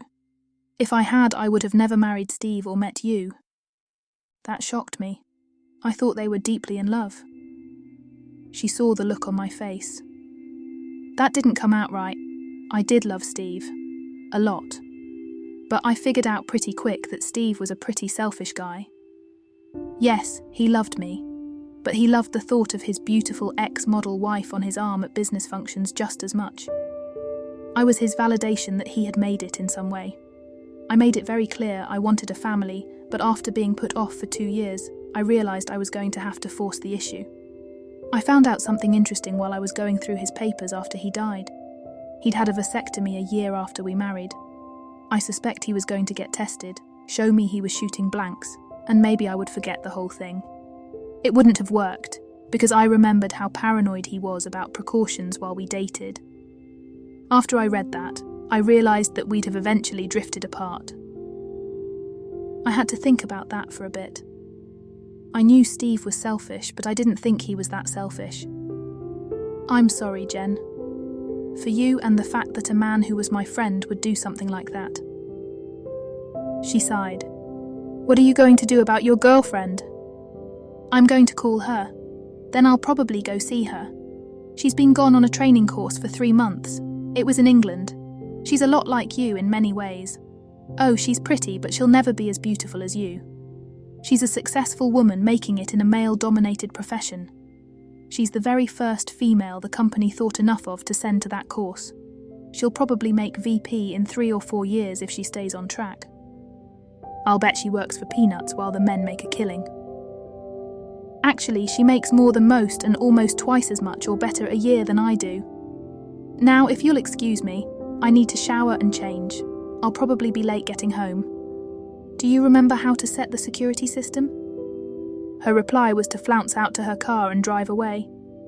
Angie had more than few ruffled feathers. How long has she been staying with you? A couple of weeks. I figure another 2 or 3 and she'll be gone. I'm like a touchstone to her, plus I look a lot like her deceased husband.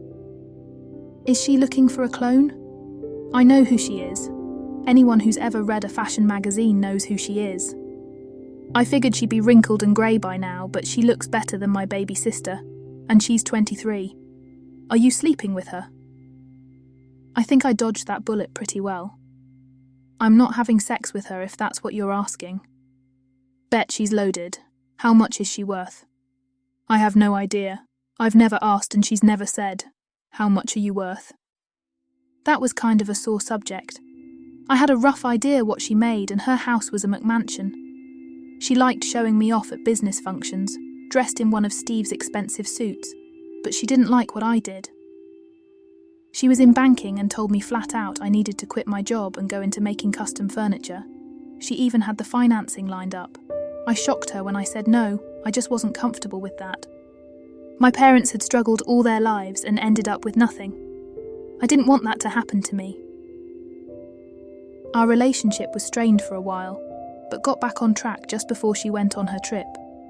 She wisely changed the subject, and we went out to dinner, then back to her house for a serious round of makeup sex, trying to catch up from our time apart. It was so exhausting I stayed the night. When I got home, Jen was gone. I just shrugged.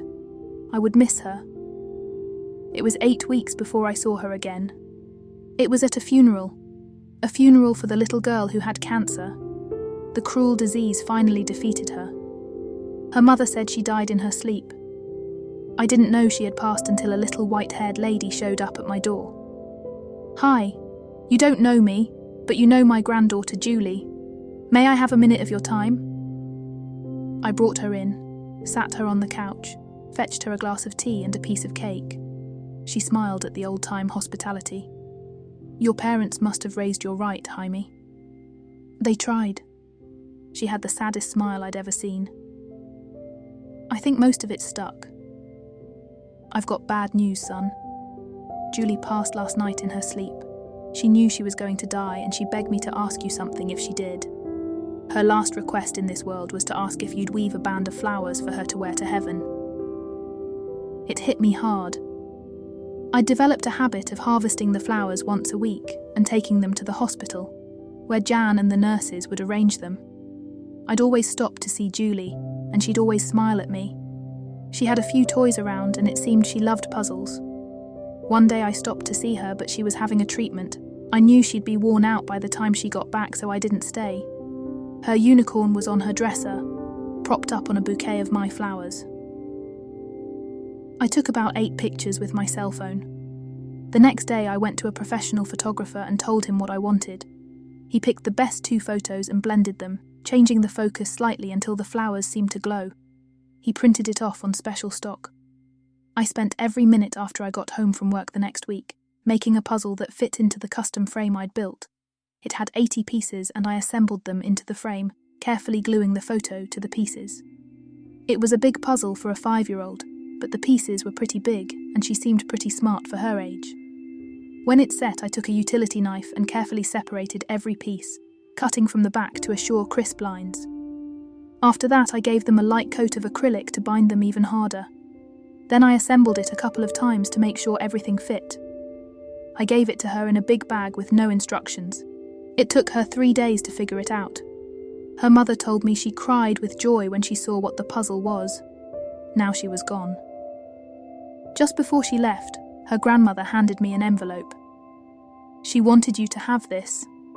I wrote it out for her, and she copied it in her own hand. Something to remember her by. I'd remained pretty stoic while she was there, but when I was alone and opened the note, I'm not ashamed to say I cried the tears of the broken-hearted. You could just barely make out the childish scrawl, but the words hit me hard. "Mr. Jaime, thank you and Miss Jen for the flowers and the unicorn and the puzzle. You are my friends and I love you. Julie." The next morning I stripped about 2/3 of my flower beds, saving the very best for her garland. The rest I took to a florist friend of mine and had him arrange the flowers as her casket spray. My last chance to give her flowers. I went to visitation that night. Julie lay like a little angel in a white dress, my garland around her bald head. I thought I held it together pretty well, until I noticed the purple horn just below her right hand. It was her unicorn. In the left, turned up so I could see it, was a disc of a sunflower, the centerpiece in her puzzle. Many thought I was the father the way I cried. Janice was there, came up and hugged me, then led me gently away. There in the corner was the mother, wrapped up in the arms of someone who looked familiar. She looked up and smiled at me through her tears. It was Jen. She motioned for me to sit on the other side of the mother, and when she saw who it was, she transferred her tears to my shoulder. Jen got up quietly and walked away. I didn't see her again that night. I was a pallbearer, one of 4. It was devastatingly, heartbreakingly light, as only the casket burying the dreams of a child could be. The spray made from my flowers covered the whole casket. By now, many of her mother's friends knew they were from me and they all wanted to thank me. I think I got more hugs that day than at any time in my life. I sat with the other pallbearers during the funeral, but at the graveside service I stood in the back. The preacher spoke of the love of God and how all things happened for a reason before he commended her soul to her Maker. I just stood, numb, when a hand slipped into mine and another took my arm. I automatically wrapped that arm around the person hugging me, looking down at the grief-racked face of Jen. She didn't look like a supermodel just then, but she looked more human than at any other time I'd ever seen her. I saw the expensive casket, the way the service was put together, and knew who paid for the funeral. Julie's mum was barely scraping by and her father had disappeared. I walked Jen to my truck when they started lowering the casket, shoving a big bunch of flowers in her hand. This is our last chance to give her flowers. Coming. We walked back slowly. Janice, Sandy, Melody, and 3 of her nurses waited, and after each was given a handful of flowers, we dropped them into the grave one by one until they were gone. Goodbye, Julie. Heaven is a better place now that you're in it. I hope you can run and play and that it has fields of flowers with unicorns roaming in them. I said it quietly, but most heard me and it set off a fresh round of tears. 3 days later, I got home to find a Mercedes SUV in my drive. I wondered who among my friends could afford one of those when Jen got out, looking as timid as I'd ever seen her. Can I come in? I let her in and she automatically went to the kitchen and made a pot of coffee. As it brewed, she sat with an expression I couldn't read. I need to say some things and I need for you to not interrupt until I'm done. All right? I just nodded. First, let me apologise for disappearing again. I had this whole fantasy constructed around us. I thought I'd walk back into your life and you'd welcome me with open arms and we'd live happily ever after. Then the reality hit me. I'd disappeared and you hadn't stopped living your life. You had responsibilities. You had a life. You had a girlfriend. Boy, that one hit me hard. You guys still seeing each other? No. Why? It wasn't over me, was it? I'll call her and explain if it would help. It wasn't over you. Not directly, but you did have an impact. The reason we broke up was she decided I wasn't successful enough for her. She'd gotten a huge promotion and was making 3 times what I was. She wanted me to quit my job and go into custom furniture, and was willing to finance my startup if I gave her 60% of the business. I politely declined, and things started going downhill. I hear she's dating a VP now. I hope she's happy. I'm sorry. I have to say you don't seem too broken up. Oh, I was sad. We'd been together for 6 months, but I wasn't looking for the long-term commitment she wanted, especially since it had to be on her terms. So you're single now? Yes. Good. I hereby state my intent of being your girlfriend. Jen, You need to stop talking now and let me finish. I've thought about this a lot. We may not mesh. We may end up despising each other. I'm a lot spoiled. I've had everything I ever wanted handed to me since I was 19. When it happens to you that young, it warps your perspective of reality. It's one of the reasons I love you so much. You do it gently, but you don't put up with a lot of foolishness. If we were together, I have a feeling I'd be a lot better as a human being. She paused to gather her thoughts. I know my money doesn't exactly intimidate you, but it makes you uncomfortable. Yeah, I got lucky and made a bunch of money, then inherited a bunch more when Steve died. There's nothing I can do about it, and I don't intend to give it up. There's a lot we could do with that money. Raise children is the first thing that come to my mind, but we could also be a boon to our community. There are people like you out there, people like Julie's mother, the preacher's son, others who could use a helping hand. We could be those hands. Curiosity got the better of me. Why do I need a helping hand? Your ex was right about one thing. You do need to go into the furniture business. You're a good construction foreman, I'm sure, but you're an artist with a piece of wood. People with money would be thrilled to own one of your pieces. You have any idea how much a custom bedroom suite like you built for your future daughter would bring? I checked around, showed pictures to some people who were qualified to give an opinion. How much would you say you have in that suite, in man-hours and materials? I did some rough calculations. The materials weren't that much, it was the man-hours. I probably spent 100 hours on it.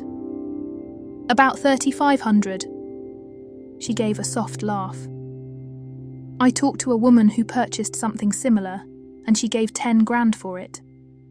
When she saw yours, she told me if you would build one for her, she'd give you 12.5. If you pushed it, she'd probably go 15. Still don't think you could make a living doing what you love? Wow. I did some rough calculations.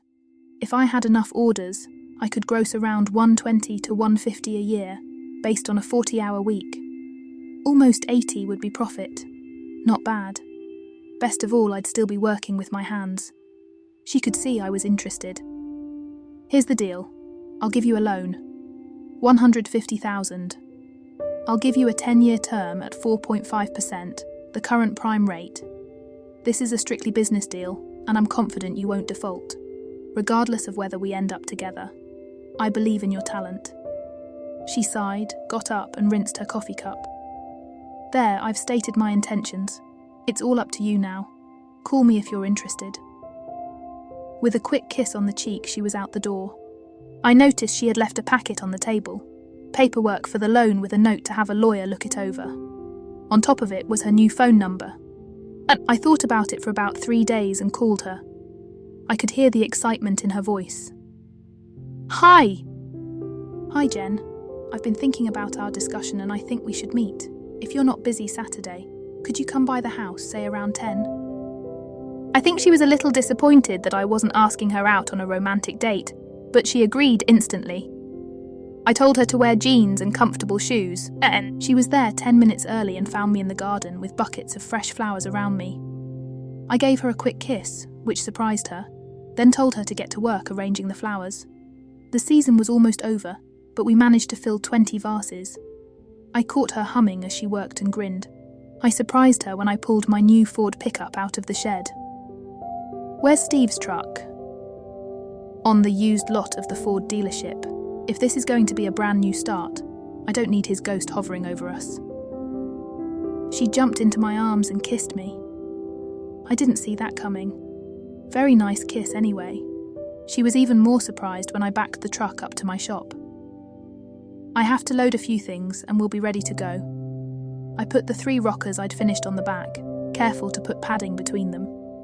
To her credit, she didn't ask, just helped me strap them down. We rode in silence until we were almost there. Jan still talks to me. She told me about your volunteering in the nursery, rocking the babies. She also asked me to look at a couple of the rockers because they were getting a little rickety. They were worn out, and the thought of you falling to the ground with a baby in your arms didn't set well with me, so I made these. She didn't say anything, just locked down on my hand and started humming again. Jan, her 3 nurses, and 2 maintenance men were waiting at the door. The maintenance men and I each took a chair and went to the nursery where we unwrapped them and set them up. The men promised me they would throw the old rockers in the dumpster. Jan and Jen made a list and delivered the flowers. We were there 4 hours. I had a little surprise for her. Sarah, the vertically challenged woman I'd made a rocker for, had just had her baby. Jen was enthralled when the diminutive woman showed up, obviously pregnant. The chair was for her to rock her baby in. Sarah was a living doll, a blonde with blue eyes, and she looked like a pixie. Her husband was 6'1", and was pretty sure she was responsible for the sun rising every day. She sat down, got a dreamy look on her face as she rocked and stroked her tummy. Finally getting up, she walked over to a step stool I had in the shop and stood on it.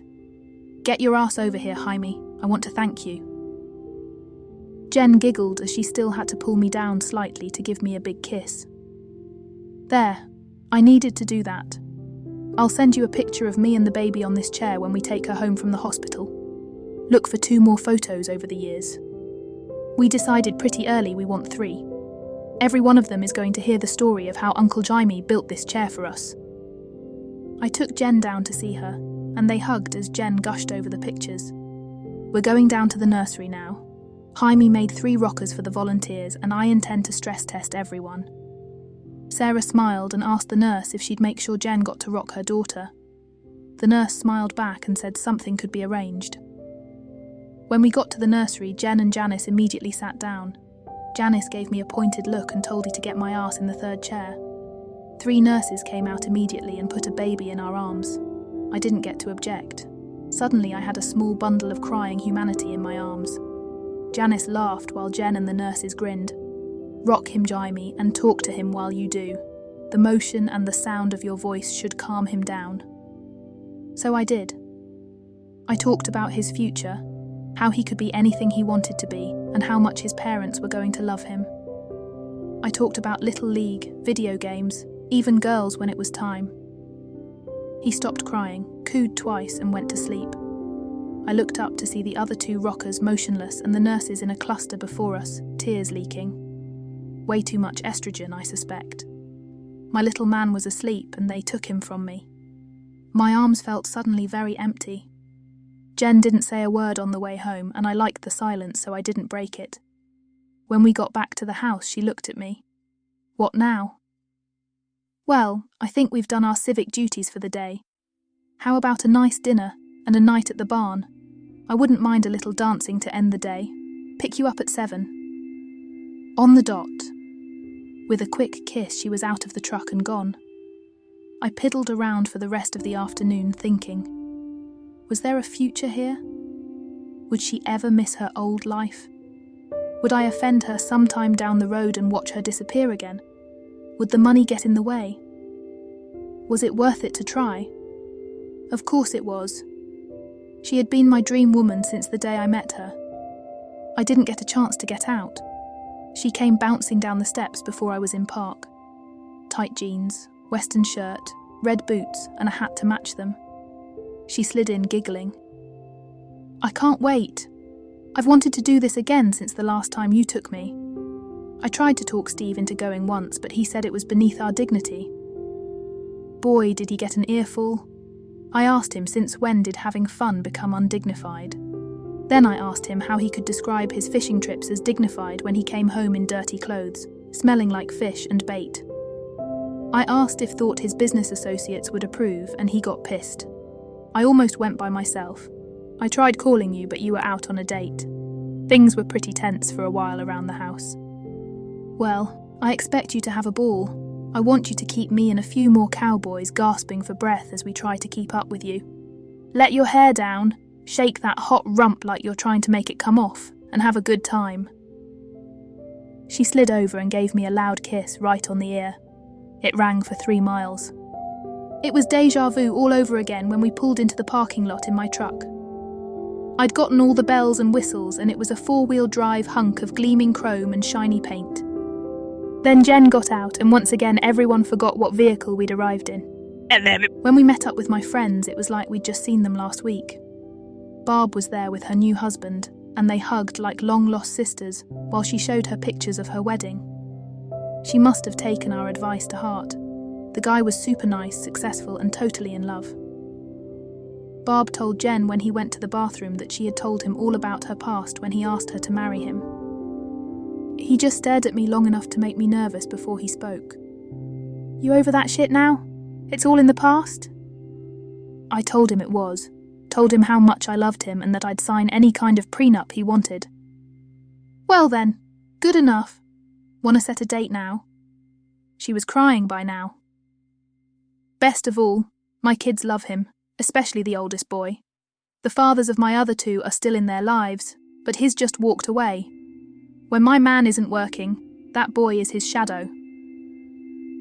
When he got back, Jen gave him a big kiss, then patted his cheek. That was for being the man Barb needed. I see many happy years ahead of you. He glowed. "Thank you, Mum. I'll dance at your wedding." Jen looked at him funny, and I had to explain it was an old Southern saying that indicated gratitude, and she grinned. "Keep your dancing shoes shined. I'm hoping you'll be needing them soon." The group cheered, and I looked at her. Well, it seems she had declared her intentions to the world. Regardless, we had a great time. Jen danced with most guys from our group, but every time the band did a slow tune, she had me on the floor, rubbing against until I was hard as a rock. Then she'd give an extra push, giggle, and back off. When we left, her well-put-together look was history. Her shirt was sweat-soaked with the tails out, and her hair hung in limp ringlets around her face. She'd given up on her makeup and had washed it off. I thought she looked like one sexy mess. I grinned, thinking about how her fashion friends would react if they could see her now. She saw the grin. "What are you grinning about?" "How hot you look right now." It must have been a good answer, because she snuggled as closely as she could in the truck and didn't let any space get between us until we were in her drive. She knew I wanted to go slow, so she didn't invite me in. We did manage to steam the cab of the truck up like teenagers, making out for about 20 minutes. I got my first intentional feel of her firm breasts. Jen had the classic model's body, tall, thin, with boobs on the smaller side. Still felt great. When we finally came up for air, she popped the pearl snaps of her shirt open, showing a very sheer red bra. The bra clasped from the front, and pretty soon, I was looking at what had to be the most perfect pair of breasts in the known universe. She hung the bra on the rearview mirror and told me if I took it down before she told me to, she'd kick my ass. She hopped out of the truck and strutted into the house, turning at the last second and holding her shirt open, giving me one more look. I could hear her laughing as she closed her door. She was banging on my door at 7 the next morning. I stumbled to the door, and before I could speak, she shot past me. "Shower, get presentable. I'll make breakfast, and then you're taking me fishing. I want to see what the attraction is." I got myself together and hooked the boat up while she finished breakfast. She asked about 1,000 questions while I tried to eat. I finally held up my hand. "Jen, honey, wait until we get on the water. That way I won't have to answer the same question twice." She stopped talking instantly. It wasn't until we were in the truck that I realised I'd called her honey. I got the boat into the water and tied it to the dock. Then we went to the bait shop for worms. I was going to start her out slowly. I also picked up some soft drinks and water for the cooler. I eased out until I was past the no-wake zone and opened her up. Steve had picked a really good boat, mostly from the suggestions I'd given him. Jen stood beside me, laughing with the wind in her face. I got to the little cove I picked, cutting the engine and using the trolling motor. I put us about 20 feet out from a dead pine that had fallen into the water, knowing the fish would use it for shelter. I took a standard rig and walked her through everything I was doing, teaching her how to tie a hook to the line, how much weight she'd need for the size cork she would be using, then showed her how to put the worm on the hook. If she was grossed out, she never showed it. "I'm going to cast it now. Watch me." I flipped the rod and the cork landed a couple of feet from the tree. I handed it to her, telling her to watch the cork. If it went under, pull back with a steady pressure and reel. Make sure you keep the tension on the line to keep the fish from spitting the hook out. Then I sat back and watched. "You're not going to fish?" "I'm not here to fish. I'm here to teach you how to fish." "Are you watching your cork? See how it's heading for the tree? Don't let it have enough line to make it, or it will tangle your hook. As soon as it runs out of line, it'll go under." That's exactly what happened. Jen squealed as the rod bent, reeling as I had told her. 3 minutes later, I used the net to scoop up a really nice bluegill, easily a pound. "Well done, Jen. That's a good-sized fish for the species, and they're really good eating. Will you fix it for me?" "Sure, but here's a better idea. Why don't you catch enough for both of us?" We worked the cove for the next hour, moving slowly along the bank. She caught 4 more bluegill, but only one was big enough to keep. We were getting ready to leave the cove to try another place, and she wanted one more cast at the tree. She'd been practicing. We had to cut her line once when she tangled in a tree. and her first couple of casts went maybe 10 feet, but she was getting progressively better. Her cast was perfect, landing about a foot from the point of the tree. The cork went under instantly, and Jen almost screamed when the rod went double.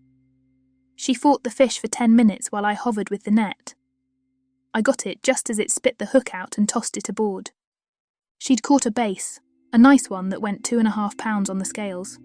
She asked if it was edible, and when she found out it was, it went into the live well.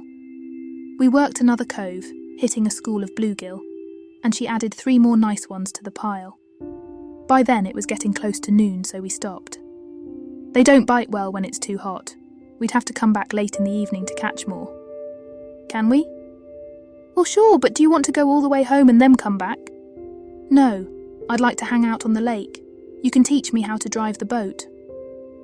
I made her make a few laps in a big cove to get her used to handling it, explaining the rules of the road to her. Once we were in the main channel, I let her go a little faster. An hour later, we were zipping around like she'd been driving a boat for years. She pouted when I made her slow down and go back to the marina. I explained it to her. If we don't get back pretty soon, we'll be using the trolling motor. We're almost out of gas. She pulled up to the pump like she had been doing it forever, and the attendant secured it so he could fill it up.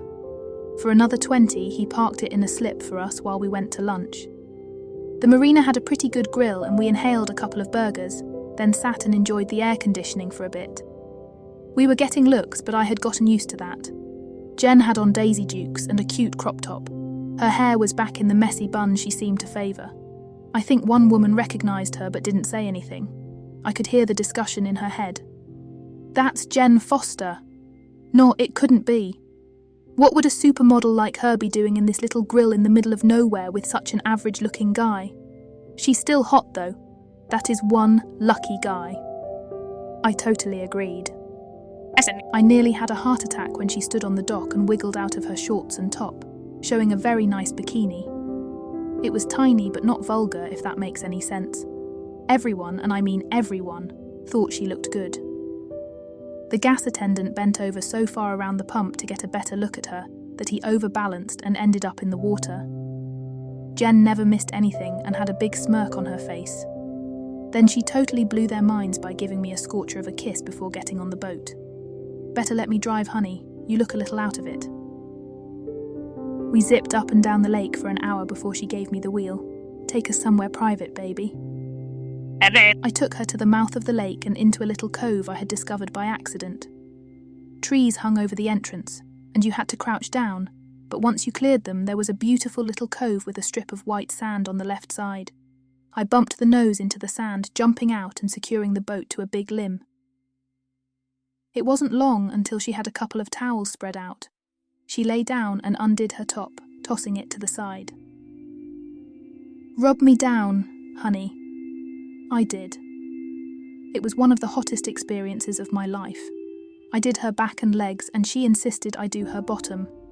Her cheeks were mostly bare, and it was impossible to keep my hands from shaking.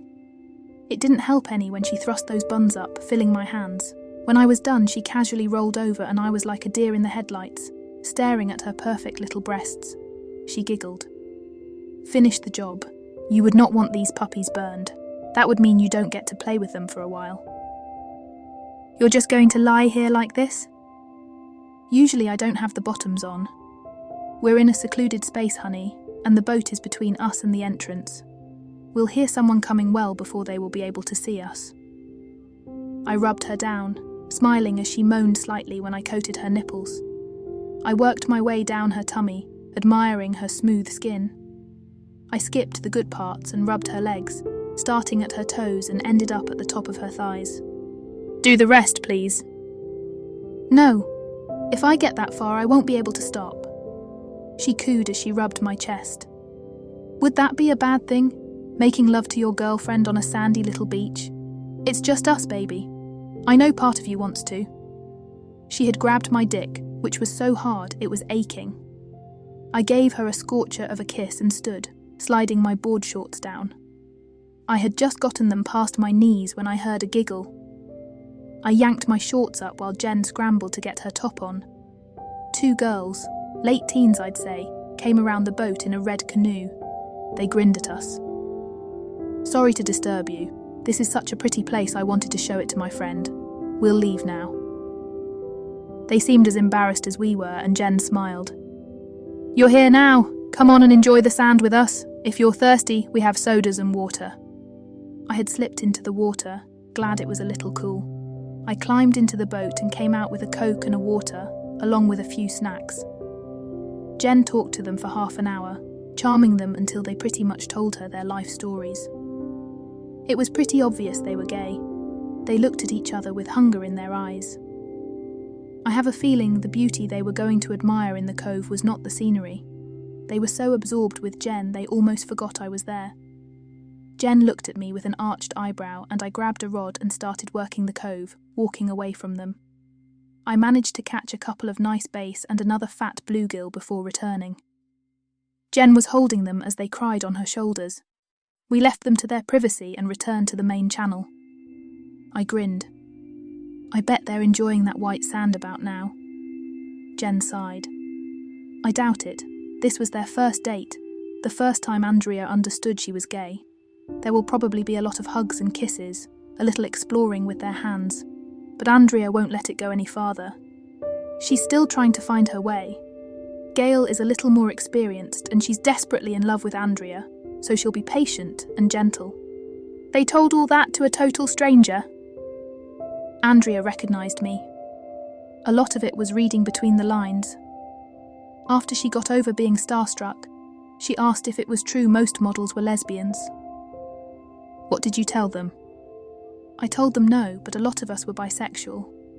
That much close proximity to that many beautiful naked women without a lot of straight men around takes a toll.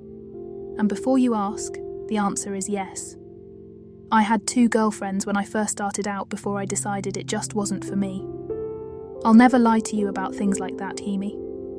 I need you to know me, and know you can trust me. Instead of freaking me out, it made me feel good that she trusted me enough to tell me things. We fished until it was almost dark. Jen caught a lot of fish, and we had a pretty full live well when we hit the landing. I had her back the truck up to secure the boat, and she did really well for her first time. She insisted on helping me clean the fish before she left. Of course, there was a pretty lengthy make-out session before she got in her car. I thought a lot about it while I was at work. She was sitting on my steps when I got home. I needed to get her a key made. She was there for her fish dinner. I walked her through how to make tartar sauce, slaw, and showed her how to make hush puppies.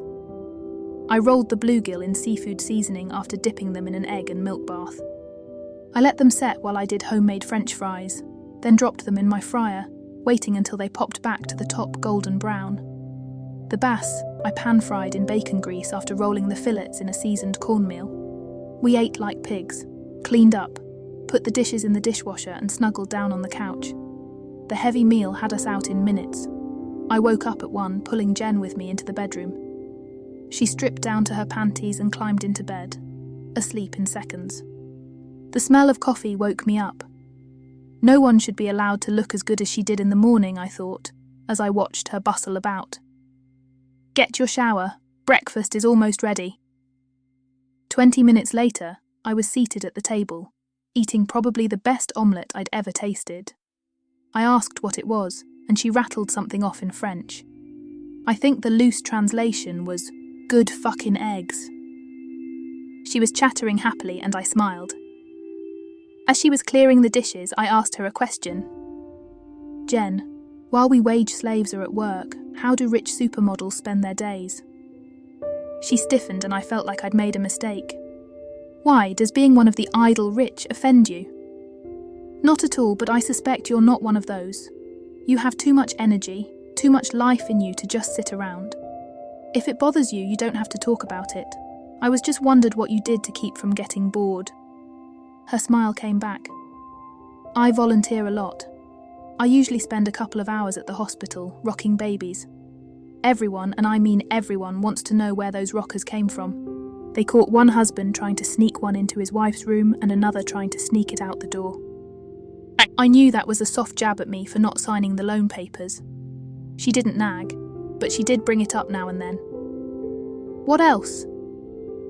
Jen seemed embarrassed. Well, I spend a few hours a week on the phone and computer with my financial advisors. I saw a few models who didn't watch their money, and it disappeared. It's why I have 3 separate advisors. It was pretty obvious she didn't want to remind me of how rich she was. Good thinking. I trust most of my friends, but only a few with money. A sigh of relief passed her lips. I also sit on a few boards. Plus I work with the fire department. I stay pretty busy, but here lately I think I've been a little slack in my main pursuit. I walked right into it. What's that? The smirk told me everything. Taking care of you. Making you see I'm the only woman who'll love you like you deserve. I think I'm making progress. But Jesus, you can be slow at times. I'm in love with you, moron. Don't make me think I might have gotten it wrong. Look at the time. Don't talk. Give me a nice kiss and go to work. Shoo now. I was out the door with the taste of her lips on mine, dazed and confused. I was seriously ineffective at work. The guys caught on, and the teasing started. They shut up pretty quick when Jen stopped by just before lunch. Work just stopped as they watched Jen get out of her Mercedes. You forgot your cell phone, honey. How am I supposed to know what you'd like for dinner if I can't get in touch? Oh, and I brought you lunch. She handed me a paper bag and a thermos, gave me a kiss that almost melted my boots, steel toes and all, and was gone. The guys were quiet for a while. Then they started. Damn, Jaime, you're fighting above your weight there, brother. Another chimed in. Man, she looks just like that supermodel. What was her name, Jane? No, Jen something. You lucky bastard. I grinned. Yeah, she gets that a lot. My concrete guy chimed in. Yeah, but she has a serious flaw. She must be dumb as a rock to be hooked up with you. The girl got vision problems. Did she ride the short bus at school? She's probably smarter than all of us put together. That wasn't a junker she was driving. She's hot, well off, and she likes to fish. She's my dream girl. Even as the words came out of my mouth, I knew they were true. She was beyond my dream girl. She was my ultimate fantasy. I was struck. She was my fantasy, my dream girl. But how often do fantasies manage to make the transition to reality and survive? Not many. Most fairy tales didn't start the way they read now. The evil stepmother in Cinderella, for instance. In the original version, she was forced to dance in red-hot shoes until she died. Most were tales designed to scare the shit out of kids and keep them safe at home. It got a lot more complicated when I got home. I sighed when I saw the car in my driveway. Mum. We didn't exactly get along that great, mostly because she was pushing me to settle down with a nice girl and get on with producing the next generation. I wondered what she would think of Jen. As usual, I came in the back door, surprised to hear peals of laughter. I heard Jen talking. So that's how she came to have a lobster grab onto her boob. They stopped when I entered, but were grinning like mad. I see you've met Mom. Mum spoke up. Yes. It's a shame I had to come to her, even though I didn't know there was a her to come to. Were you ever going to introduce us? That's when it got surreal. Mum, don't be mean to him, just because he's a little slow. Mum snorted. Honey, if it was left to him, I'd hear about you sometime between the 2nd and 3rd child. I'm really glad you're in his life. You're going to have your hands full keeping him straight. But I think he's worth the effort. Besides, if it gets tough, you have reinforcements you can call in. I'm sure you haven't met his grandmother yet, have you? Jen shot her eyes to me. She never understood why I didn't talk about my family much. Maybe now she would understand. No, but I can't wait. Can you come for lunch Sunday? Maybe we'll get Jaime to grill, or better yet, do a fish fry. Try not to get here before 1 though, so we'll have time to get home from church. I swear if Mum's smile got any bigger, her jaw would split. We'll be here. I might bring my sister and a few of his cousins. That way you can meet most of them at one time. Call and let me know how many so I can make sure we have plenty. I sat while they pretty much ignored me. When Mum got up to leave, she gave Jen a tremendous hug.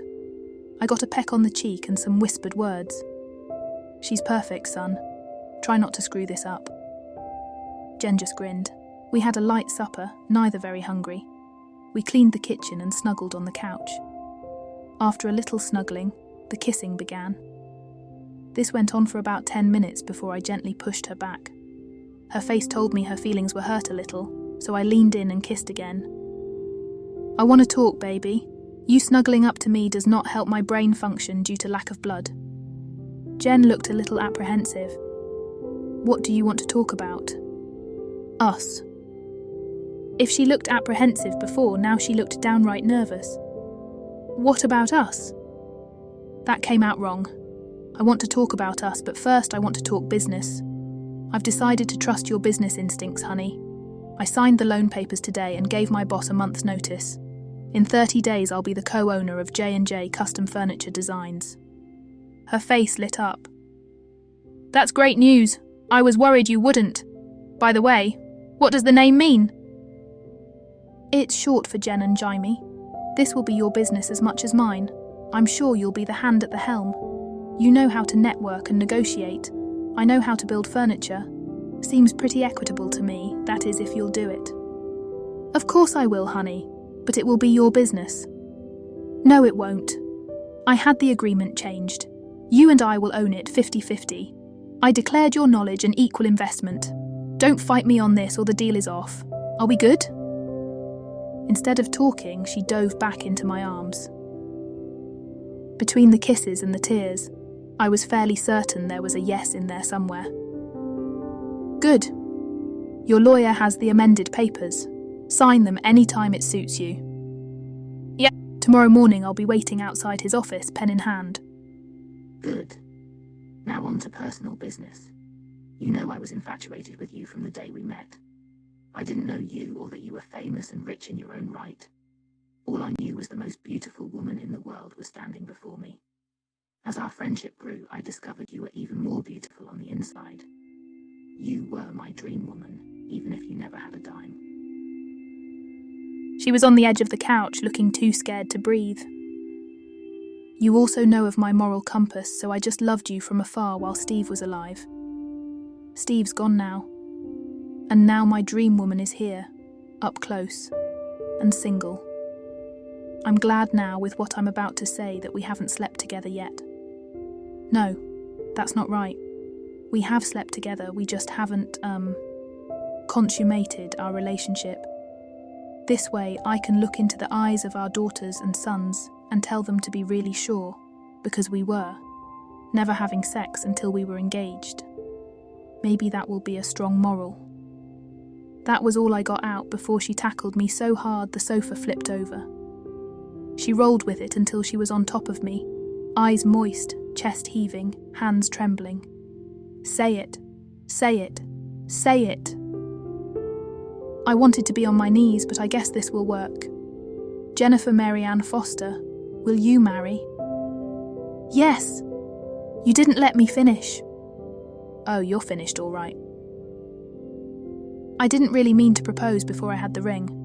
We'll go pick it out this weekend." "No, we won't. You will pick it out. I want something nice, but it has to fit into your salary range. I've had rocks before, and this time I don't want a rock. I want a symbol of love, understand? It doesn't matter what it is, I'll wear it with pride. You hear me?" "I guess I may as well start now. Yes, dear." She rained kisses all over my face. "Good boy. You're going to be so easy to train." I managed to get her off me in the sofa upright, patting a seat. "Maybe not. I need you to listen to me. There will be no discussion on this." Jen's eyes widened, but she held my hand and was still smiling. "First, I know you're rich money I'll never be able to make in my lifetime. The thing is, I don't care. You're going to want things when we start a family, and I have no problem with you spending money to get them.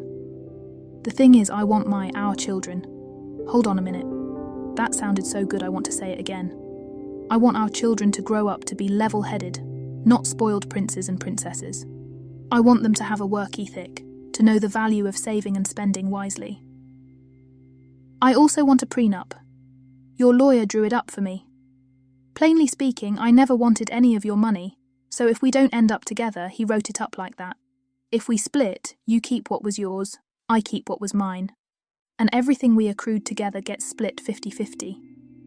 I'm not going into this to fail, and I'm pretty sure you aren't either, so all they will ever be is words on a paper we're not really sure we remember. Agreed?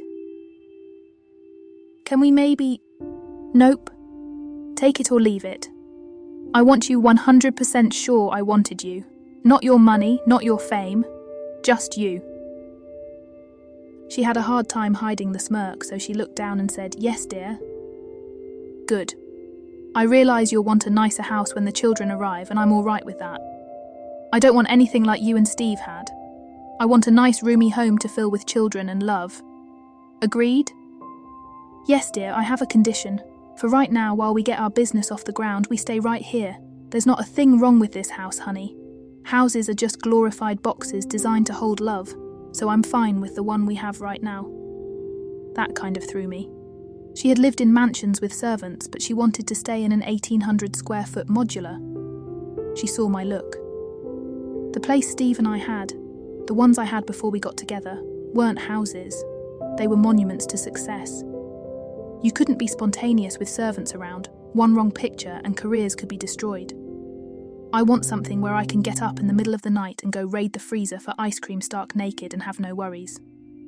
Besides, the house I grew up in was smaller than this and I loved it. You need to remember, honey, I wasn't born rich. I lived a pretty average life until I was 15 and got discovered. I've always hated that word. Well, all right then. I'll take a little time tomorrow and look for a symbol of our love. It may not be just a diamond. I always thought they were kind of bland. If you just don't like it, I'll try again. Give this some thought. I don't want to start looking for venues tomorrow. I want a nice long engagement, to give us enough time to make sure we really mesh. I may disappoint you in bed. I might snore or have some kind of habit that irritates you to distraction. I guess I just want to debug our relationship before we say our vows. Does that make sense? She grinned. It does. And I agree. I'm sure I have habits that you find distracting.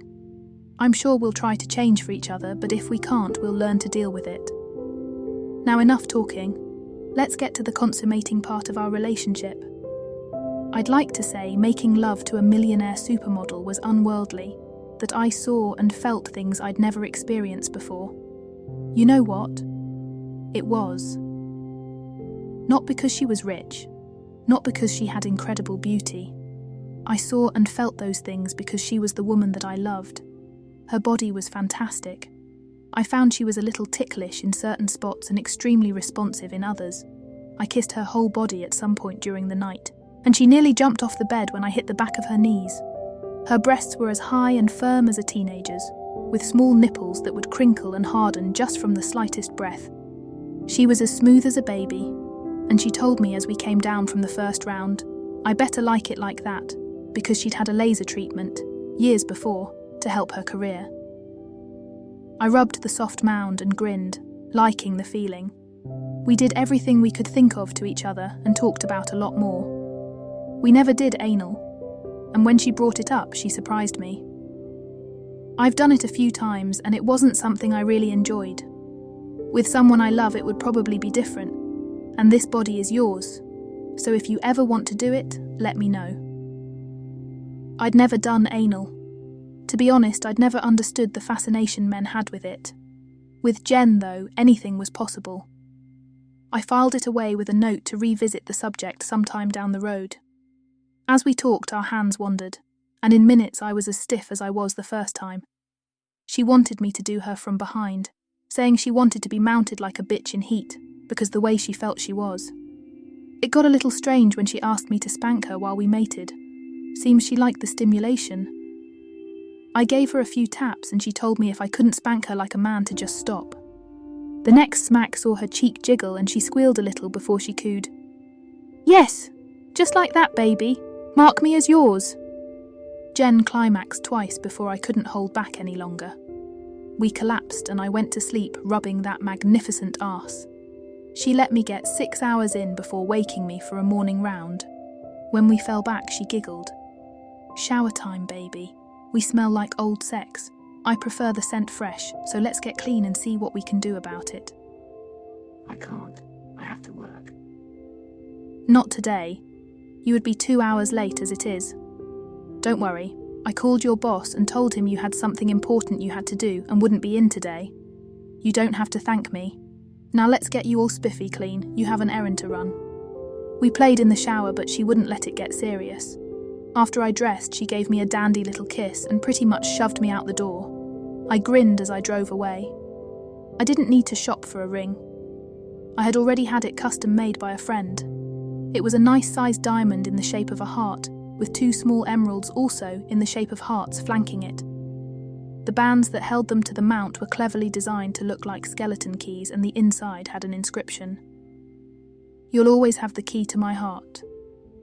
It was corny, but she knew I meant it, and when she saw the ring and read the inscription, she cried, hard, for 2 hours, stopping just long enough to give me kisses from time to time. We lived in a world of lust and love until Saturday. We picked the last flowers of the season, getting just enough for 10 bouquets. I wondered how Jen was going to tell Janice. It was really subtle. As soon as she saw her, she shoved the ring under nose. Jan let out a squeal, and soon she and the 3 nurses, who always seemed to be around her, grabbed Jen in a really nice group hug. When they realised they were ignoring me, they abandoned Jen and smothered me with hugs and kisses. When it came time to give the bouquets away, I gave Janice and each of her nurses one, as a thank you.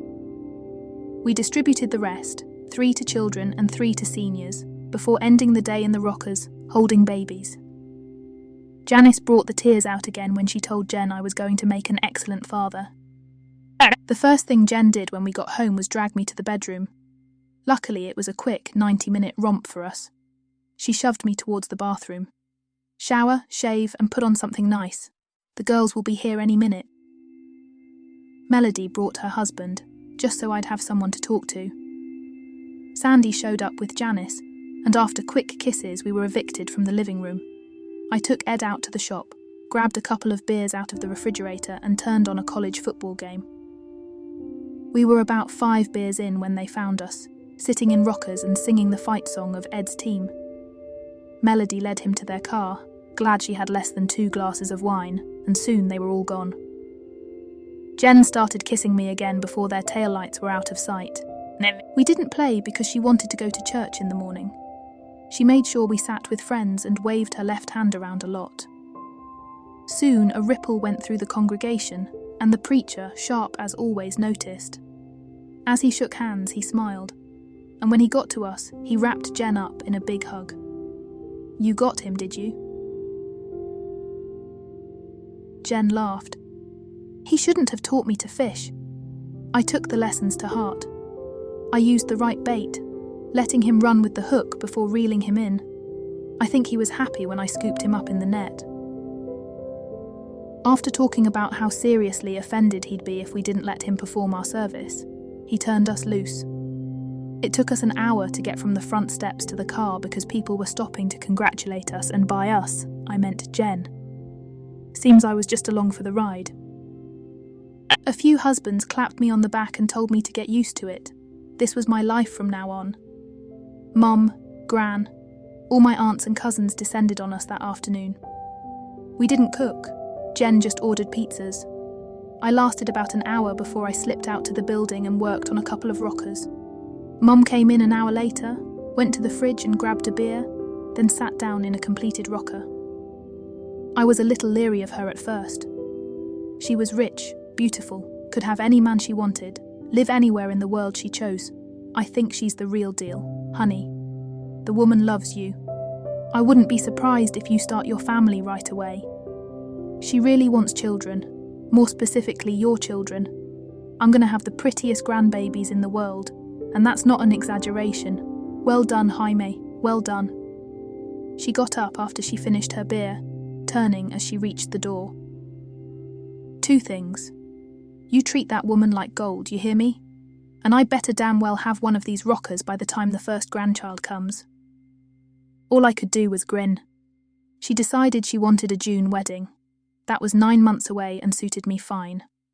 I worked my notice and spent the evening setting up the shop. Jen thought I should push rocking chairs as our signature piece. We made an assembly line, although every rocker was just a bit different, and we did custom orders. Jen insisted we take ads out in magazines geared to the upscale home market. Of course, Jen was the model. The ad campaign was brilliant. In the front of the magazine, she was sitting in a chair as she was now, holding a baby. Midway through, there was another ad, her in late middle age holding another baby, while a young woman looked lovingly at them. Almost at the back, there was another ad. Her makeup artist was a genius, and I got an idea of what Jen would look like in her 70s. Still hot, slender, with pure white hair. She was holding another baby while a middle-aged woman and a younger one stood behind her. There was a banner over them, 4 generations, and a tag up front. J&J Rockers, built for more than one lifetime, guaranteed. I was struggling over what to charge. I used local oak, the best I could find, and with labour I had about 700 in each, on average. If a customer wanted something custom, the price went up. I was thinking 2,000 and not feeling good about it when Jen called me to the computer. She had listed our prices, and a standard rocker went for $5,000, more if it was customised. That's highway robbery. No one will pay that. She grinned and changed pages. 19 orders so far, and the site has only been up for a day. I wouldn't worry too much if I were you. I could make about 2 a week using an assembly line process, 3 if I worked 50 hours. I refused to hurry. People were paying for the best, and I intended to give it to them. We were getting ready to ship our 10th chair when we got a phone call from the owner. She wanted it autographed. Jen said sure, and then turned bright red when the customer wanted me to sign it, not her. Each chair had a unique feature. A number was carved into it in such a way that it wasn't noticeable. We didn't advertise that feature, and years later I was called as a witness in a lawsuit, the complainant saying the chair wasn't mine, as it was advertised. I examined the chair and agreed.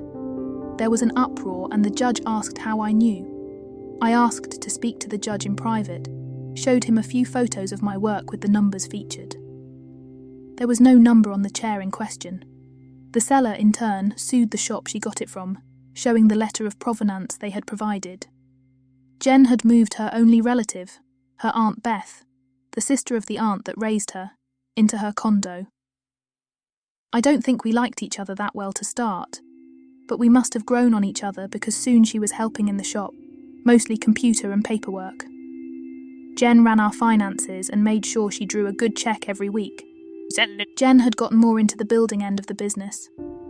I still didn't like her near the saws, lathes, drills, and other assorted power tools found in our business, so she concentrated more on assembly and finish. It took me a long time to get used to seeing her in jeans and a t-shirt, bandana holding her hair back, with a shop apron and elbow-length gloves completing the outfit. We were up to 4 a week by then. One of her mega-rich friends dropped by. Jen, the consummate businesswoman, met him in nice clothes and gave him a tour of the shop. She led him into the house, showing him the custom-made four-poster bed and the matching chests and bedside tables I'd built for her. Next, she showed him the second bedroom, set up for a girl. He came back into the shop and after a round of coffee and pecan pound cake, made his pitch. Jen knows I'm divorced. What she doesn't know is that I got custody of our daughter in the divorce. Seems her mother had a lot of bad habits that made it impossible to leave our daughter with her. She's 7 years old, and her favourite thing in the whole world is sitting in the custom rocker I ordered, number 29 by the way, and letting me rock her to sleep while I read her one of her favourite stories. That rocker has bonded us closer and brought us more peace than the tens of thousands I spent on therapy. She's already told me she wants her own rocker for her 8th birthday, and I want to surprise her with a whole new bedroom suite. Can you do it? I'll make up any shortfall you have concentrating on it, and you would have 7 months.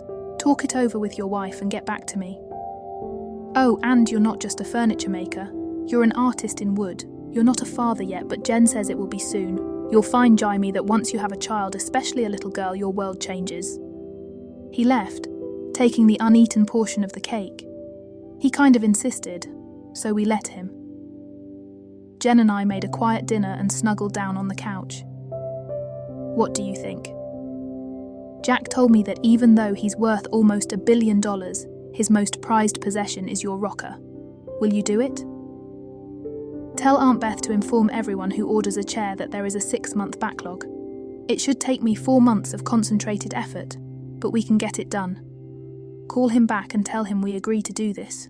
Tell him we may need to consult from time to time. We need to know more about his daughter. What does she really like? What doesn't she like? I don't intend to make something she'll grow out of in 3 or 4 years, but I would like to incorporate some subtle things to give her joy. She kissed me hard and grinned. Good. Consider it practice for our kids. We already have one for the first girl, but you need to think about boys down the line. I knew she wanted kids, but we never discussed a number. How many children should we have? She blushed and looked down. As many as I can bear safely, but considering my age, 3 or 4 if we space them closely. She glowed at my reply. Good answer. We need to get on that as soon as we tie the knot. I figure our first should come along 9 months and 1 day after the wedding. Jen surprised me by having Jack bring his daughter to the shop.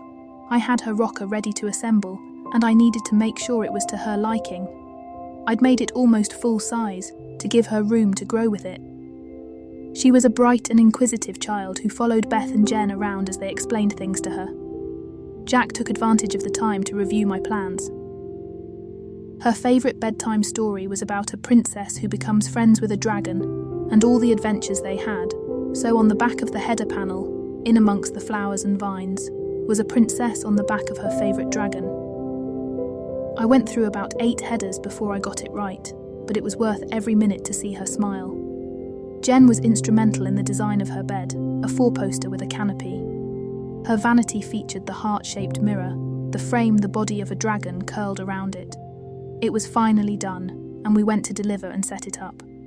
We arrived just after Alison went to school and just barely got done before she got home. Jack filmed her reaction. First, she just stood in the middle of the room, twirling slowly.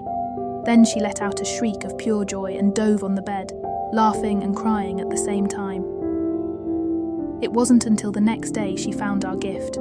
I'd carved a dragon out of black walnut, sanding it to a velvety texture and coating it with oil, making it so dark it seemed to glow. The princess that stood beside of it with a hand on its shoulder was out of holly, a wood that finished almost snow-white. The contrast was very striking. We went back to the backlog of rockers, by now almost a year behind. 6 months later, a magazine was couriered to us, Architectural Digest. The cover was Alison's bedroom and the article was about Jack's mansion. There was even a shot of Alison holding the dragon and princess. Jack went into detail about how the famous former model Jen Foster and her fiancé had designed and built every piece, making it one of a kind. He mentioned the purchase of one of our rockers and how it had led him to us. Our business phone lit up like the Christmas tree in New York. Everyone from the royalty of Europe to sheiks of the Middle East and half the millionaires in America wanted a custom-designed bedroom. Just excellent, Jaime. I'm pretty sure this will be passed on to daughter after daughter long after you and I are gone. I can't tell you how much I envy you. I was surprised. Me? You're a self-made man. You have the personal numbers of leaders across the globe. If you sneeze, Wall Street jumps 50 points. Why would you envy me? All that I've done, all that I will ever do, it will be abstract, all coming down to numbers. I admit I'm a bit of a savant when it comes to money, but fortunes are made and lost every day. Long after anyone remembers either of us, your rockers will still be here. And while everyone wants money, you can't rock your child in it. You can't snuggle the love of your life with $100 bills. More love will come across the seats of your creations than will ever be achieved by money, mine, or anyone else's. Jen was right about you. Jen's pretty much right about everything. Why is she right about me? She said you were the most genuine man she'd ever met. A man who could stand by his convictions no matter what the cost and still sleep at night. A man who would always protect and put his family first. You're a unicorn, brother. You don't exist. For some reason, that conversation stuck with me for the rest of my life. Jack surprised the shit out of me by asking if Jen and I would take him and his daughter fishing. The next weekend, we had them on the boat. Jen was well past the cork and splash stage by then, but she had a ball teaching Alison. She beamed with pride when she hooked and landed her first fish. Jack was a pretty quick study and managed to catch a few himself. He ended up buying a medium-sized pontoon boat. He could fish off it, but more importantly, it would hold Alison and 6 of her friends. Jack spent almost every Saturday on the lake, often in the company of one of the mothers. He seemed to favour one, a widow his age who had a daughter that Alison loved like a sister. She was nowhere near as rich as he, maybe being worth 25 million tops. Jen grinned and said, "We may end up having to do another bedroom soon." Then winter came and fishing season was over unless you were a diehard. And much as I loved fishing, I wasn't doing it in an insulated snowmobile suit and a full face helmet. I had 2 friends who did that, often having to stop and break the ice off their lines. "No thank you." Jen insisted we take a vacation in January, flying us to Vale for some skiing. We took Mom and Aunt Beth along, skiing while they shopped. The condo was really, really nice. Usually I didn't bring it up, but curiosity got me and I asked how much it cost a night. "Nothing, we own it, honey." "Well then," Jen giggled at the look on my face. "It's an investment, baby. I have a management company rent it out for us when we don't want it. It's actually returning a pretty good dividend. We donate all profits to several local volunteer fire departments. We even let firemen stay here free during the off-season, all tax deductible, of course."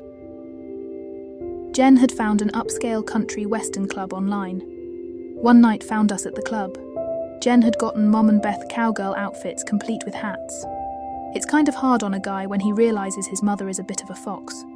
Didn't bother any of the guys who asked her for dances, some as young as 25, some in their 60s, but she could have been on the floor for every dance if she had wanted.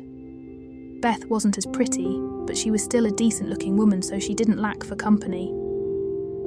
We all went home exhausted, and Jen burst out laughing in the bright lights of the condo living room. She was sure Beth had a bra on when we left, and now she was sporting the natural look. Beth fled to her bedroom while Mom grinned. "Don't be hard on her. This is the first time she's gone out in 4 years since her husband died. So what if she got a bit naughty? Good for her." Jen couldn't help a little teasing. "Did you get a little naughty with her, Mum?" Mum grinned. "I didn't lose my bra, if that's what you're asking. I'm going to miss those panties, though. They match the bra. Good night, kids."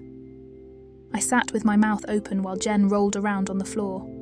March came, and Jen had been looking at the seed catalogues I always ordered, planning our flower beds for the season.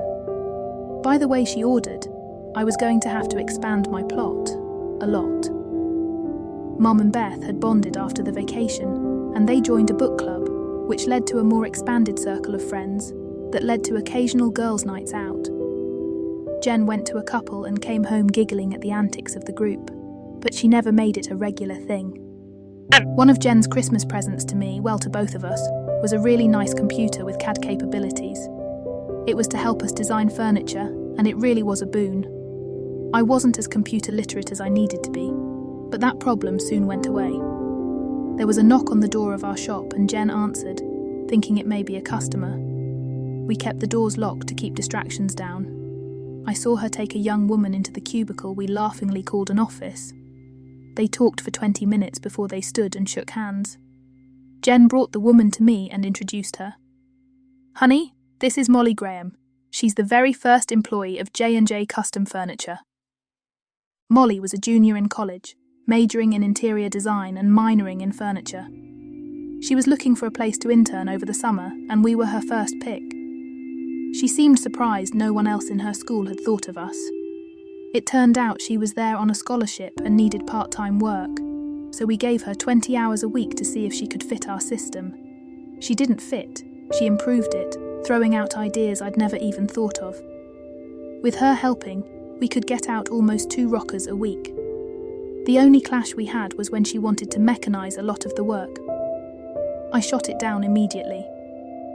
If we mass produce, we wouldn't stand out from any of our other competitors. As it is now, every customer knows their rocker is handmade, every spindle turned by hand, every seat contoured to their bottom if they gave us specs. They had options in leg and header design, making each piece truly one of a kind. She didn't approve but understood. The custom seat was Jen's idea. She'd bought a bicycle once, 6,000, and it came without a seat. You had to order the seat to your exact bottom dimensions for another 1,500. I was amazed at the price. Do you still have it? No, I got bored with it and gave it to some street kid who needed a bic. The point is, we could offer the same thing. So we did. We bought what amounted to sealed pouches of foam. All the customer had to do was shake it vigorously for 2 minutes to activate the gel. When it was fully inflated, they sat on it for 5 minutes, making a permanent impression of their butt. Then they sent it to us. We would scan the impression into our CAD system, and it would activate the machine that cut the general dimensions into the thick oak seat, and I would do the finish work. It was a very popular option. Of course, that particular option came at an extra 500, but very few opted not to do it. Molly had a friend who also needed to intern for his studies, and soon Zach joined us. He proved very adept at fitting the finished pieces, making the same small adjustments I would have made, and production went up again. I focused on carving and Jen handled finish. By spring we were ahead of orders by 3 weeks. It was a good thing, because we scheduled 2 weeks for our honeymoon. I had no idea where we were going. Jen begged me to let it be a surprise. By then we were already a married couple. We slept together, we worked together, we played together. Jen still did some volunteer work and still spent time with her investors, but not nearly as much as before. Jan and the girls stayed close, and there were 2 girl weekends to different spas. I used the time to go hunting. I enjoyed the solitude, and found over the years I didn't want to kill as I had in the past, so I carried a really nice camera and used it more than the rifle. I would still shoot, getting 2 nice deer and a good-sized bear during the season. I sent them to a professional butcher shop to be processed. Jen was a little leery and didn't enjoy deer, but she loved bear, especially bear sausage. She made me promise to take her next year. Things were barreling right along. During the 1st of April, Jen got approached by some old business associates wanting to use her to brand their new perfume. The pay would be very nice and the schedule would be light, filming most of the commercials at the same time, only going back for seasonal pitches. She didn't say anything at first, having her lawyers vet it to make sure it was kosher. Then she thought about it. The money was a little over $1 million a year, and they wanted a 3-year contract, with bonuses built in if the brand took off. Overall, it amounted to $5 million for roughly 5 commercials a year. Then she brought it to me, showing me all the paperwork. I read it and thought about it for a few days. I knew she wanted to do it, and realized that somewhere inside, she missed the life. Do it if it makes you happy. I will admit that it makes me nervous. You'll be going back to the life of the rich and famous, the pampering, the ass-kissing, the wild parties if you choose to go. I'm afraid you'll wake up and realize life with me was just a fantasy, just a taste of how the other half lives. I trust your love enough to believe that it will never happen. She wrapped me up, nuzzling my neck. This is my life. It's the life I want, the life I choose. Let me tell you why I'm doing it. Part of it is a favor for some of my mentors. Part of it is it can be fun now, not the deadly serious game it was before. I'll go in, do about 2 weeks worth of shoots and come back to my real life. Then, maybe 4 days, twice a year, for the holiday and summer seasons. 3 weeks, honey, for $5 million. The best part is all the money will go to the charity that outfits hazmat vehicles for fire departments. We could save lives, honey. She gave me a big kiss and giggled. Besides, I want to have your mom and Aunt Beth with me. I also want you to spend a few days with me. I think it will make you understand me better and realize this could never be any kind of threat to us. It's only maybe 7 to 9 weeks over 3 years. I think we can handle it. Then she sighed. I want to get the first one out of the way. In 10 more weeks we quit playing house. I grinned. We've never played house. I consider us just as married now as I will in June. It's perfect the way we've done it. We've debugged the system, honey. It can only be smooth sailing from here. I ended up eating those words. Jen got her old agent back, saying she needed his insights, She still had her lawyers from her career, so there were no problems there.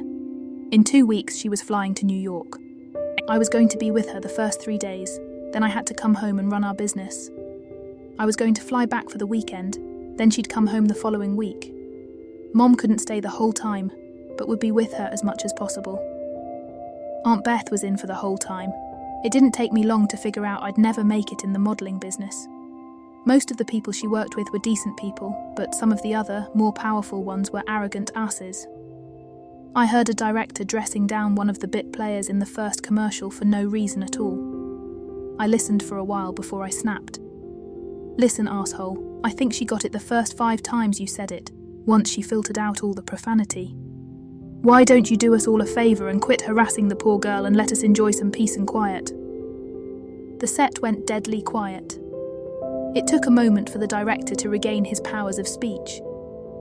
Who the hell are you? It doesn't matter. Off my set. I mean right fucking now. You're banned from any stage I'm on. If you knew how badly that didn't bother me, you'd be even more pissed. I think I like it here. Mind if I pull up a chair beside you and watch a genius at work? I've never been this close to a real god before. One of the sound men lost it, running off the stage while his screams of laughter floated behind him. The director glared at everyone who dared make eye contact before grabbing a chair, intending to fling it into the set people. I grabbed his hand. You need to stop and think about what you're doing. Is this considered professional behaviour in your world? Look at those people. I bet half of them would murder you in your sleep and smile while they did it. Now put the chair down and park your ass in it, or I'll be doing the chair tossing, only it will be with you in it. Who the fuck are you and how did you get in here? Doesn't matter. I pay top dollar for security, and I'm going to make sure you fall down a lot on the way out. Try to get back in and I'll have what's left of you arrested. Somebody call security. Everyone just looked at him and nobody moved for a while. Finally, one of his assistants scurried out of the room. I grinned. Looks like we have a little time to kill. I'm going to enjoy fucking you up. I don't know where it would have gone if Jen hadn't walked onto the set just then. She smiled and spoke to a few people she remembered working with before as she walked towards me. Before anyone could say anything, she wrapped her arms around me, giving them an eyeful with the kiss she laid on me. She pretended to notice the director for the first time. Her voice was definitely cool when she spoke. Hi, Bob. I heard they hired you for this shoot. Just so you know, I had a clause put into my contract that if I felt like I couldn't work with anyone on the set, they were gone, and that includes you. I better not hear about one temper tantrum or instances of you being a jerk to anyone. Are we clear? Before he could calm down enough to speak, she grinned. Oh, before I forget, this is my husband and I love him very dearly. Any slight or disrespect he's given, if it comes back to me, whoever it was, is gone. We communicating clearly here? Understand? Or do I need to use smaller words? Or better yet, I'll let him handle it. He was a soldier, Bob, and he spent a year getting paid to kill people. Just thought you should know. Instead of answering, Bob stormed off the stage, screaming for someone. She kissed me again. I see you met Bob. He's an asshole, but he's a really good director. It's well known in the industry that we don't like each other, but we're both professionals. If he keeps his mouth shut and does his job, we'll be fine. I had a really bad feeling about the whole situation.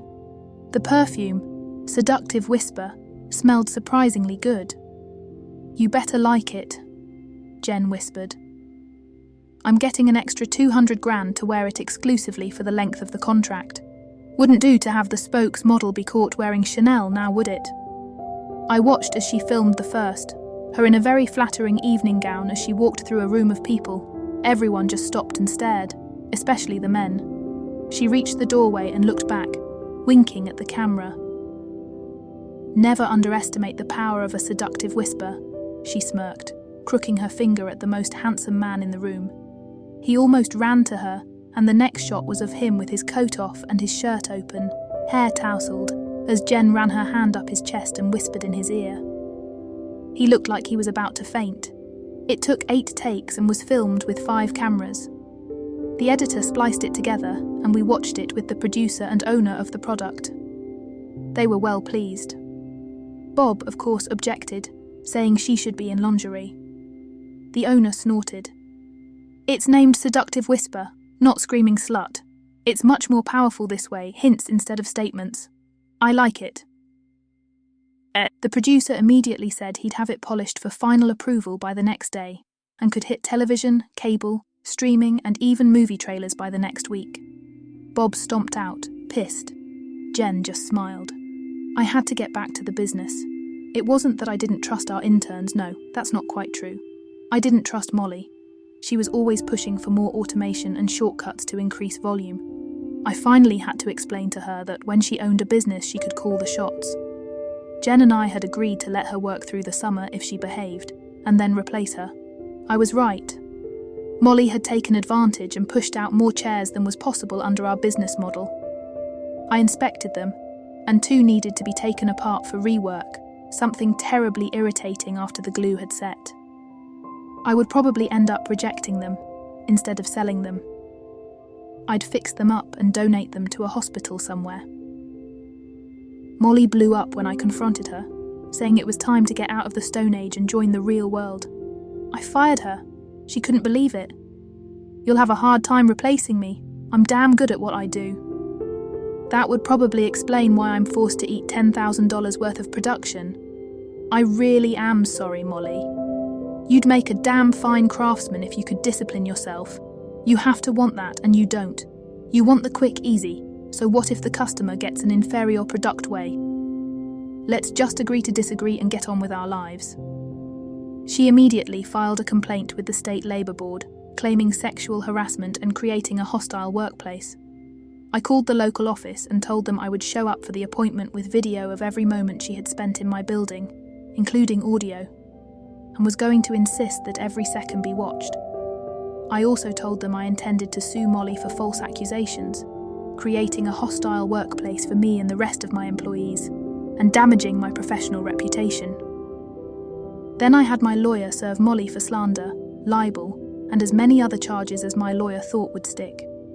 She called him 2 days later and offered to rescind the complaint if I would drop the charges. We let her twist in the wind for 2 weeks before agreeing, if she issued a public apology. It ate at her, but she did it. I had wired the shop because of attempted break-ins, trying to steal any finished furniture. If anyone tried to enter without the safety code, an alarm would trip in my house as well as at the local sheriff's office. They managed to catch 2, but not a third one. I figure he would be easy to identify if he went to a hospital. He'd be the guy getting rock salt out of his ass. While all this was going on, I didn't get to return to New York. Jen was due back in 2 days when Beth called. "You need to get up here. Something has happened and Jen looks scared to death most of the time. She won't let me out of her sight, and your mum is already on the way." I dropped what I was doing and flew up. I went straight from the airport to the studios. Mum met me at the gate and the security guard acted like he didn't want me inside. Mum got right in his face. "If you value your job, you'll get out of the way. His wife is Jen Foster, the star of the ads. There seems to be some concern for my future daughter-in-law's well-being. You have a choice, obstruct us and have the cops swarm the place or get out of the way." He moved aside. Mum turned back when we were almost out of sight to see him dialing. "You need to put that phone away, boy. If we find anything wrong and discover you warned someone, believe me when I tell you when Jaime is through with you, you'll wish you'd been arrested." Mum filled me in as we walked. She's in the director's office with him and one of the associate producers. Jen has been pale and shaky for 2 days, and I'm sensing something bad happened, but she won't talk to us about it. When we showed up for the meeting, they shoved me and Beth out the door and locked it. She's been in there 45 minutes. I had a full head of steam when I walked into his office suite. A receptionist tried to stop me and I ignored her. Then his chief assistant decided it was his personal duty to make sure I didn't get through the door. He was still unconscious an hour later when the cops got there. I kicked the door open just in time to see in a corner, holding an office chair. Her blouse was ripped and she'd been crying. Jack was standing there grinning. "If you don't get out of those clothes right now, I'll make sure your husband sees the tape." He was waving a phone at her while the associate producer was grabbing at the chair. Jack turned when the door exploded, just in time to see the fist connect with his jaw. I broke it, and when he hit the floor, I got a couple of short ribs and nailed him in the crotch. He was on the floor gagging when I turned to the other man. "Wait just a minute. If you don't..." I took out his kneecap, then gave him a knee to the face as he fell. Just on general principles, I kicked him in the balls. Jen screamed and collapsed out cold. I was hugging her, kissing her face, when the cops got there. It was a really good thing Jen was rich because they tossed my ass in jail. I was charged with trespassing, aggravated assault, 3 counts, 1 for each asshole I put down, felony trespass, breaking and entering for kicking the door in, and a few more things I don't really remember. My bail was $1 million, which Jen promptly posted. The truth came out in the discovery process of the trial. Jen had been dosed with a date rape drug 2 days before the altercation at a cocktail party for the release of the commercials. They almost raped her, stripping her down to her panties when Jen had a sudden flash of sobriety and nailed Bob in the balls. He let out a high-pitched scream that had people pounding on the door. They managed to get Jen in bed before opening it, saying she'd had too much to drink and they were caring for her. Beth had also been dosed with sleeping pills and was also out. A couple of the women there were models with minor roles in the commercial and clustered around Jen, even though Bob threatened them. Jen recovered but knew something had happened.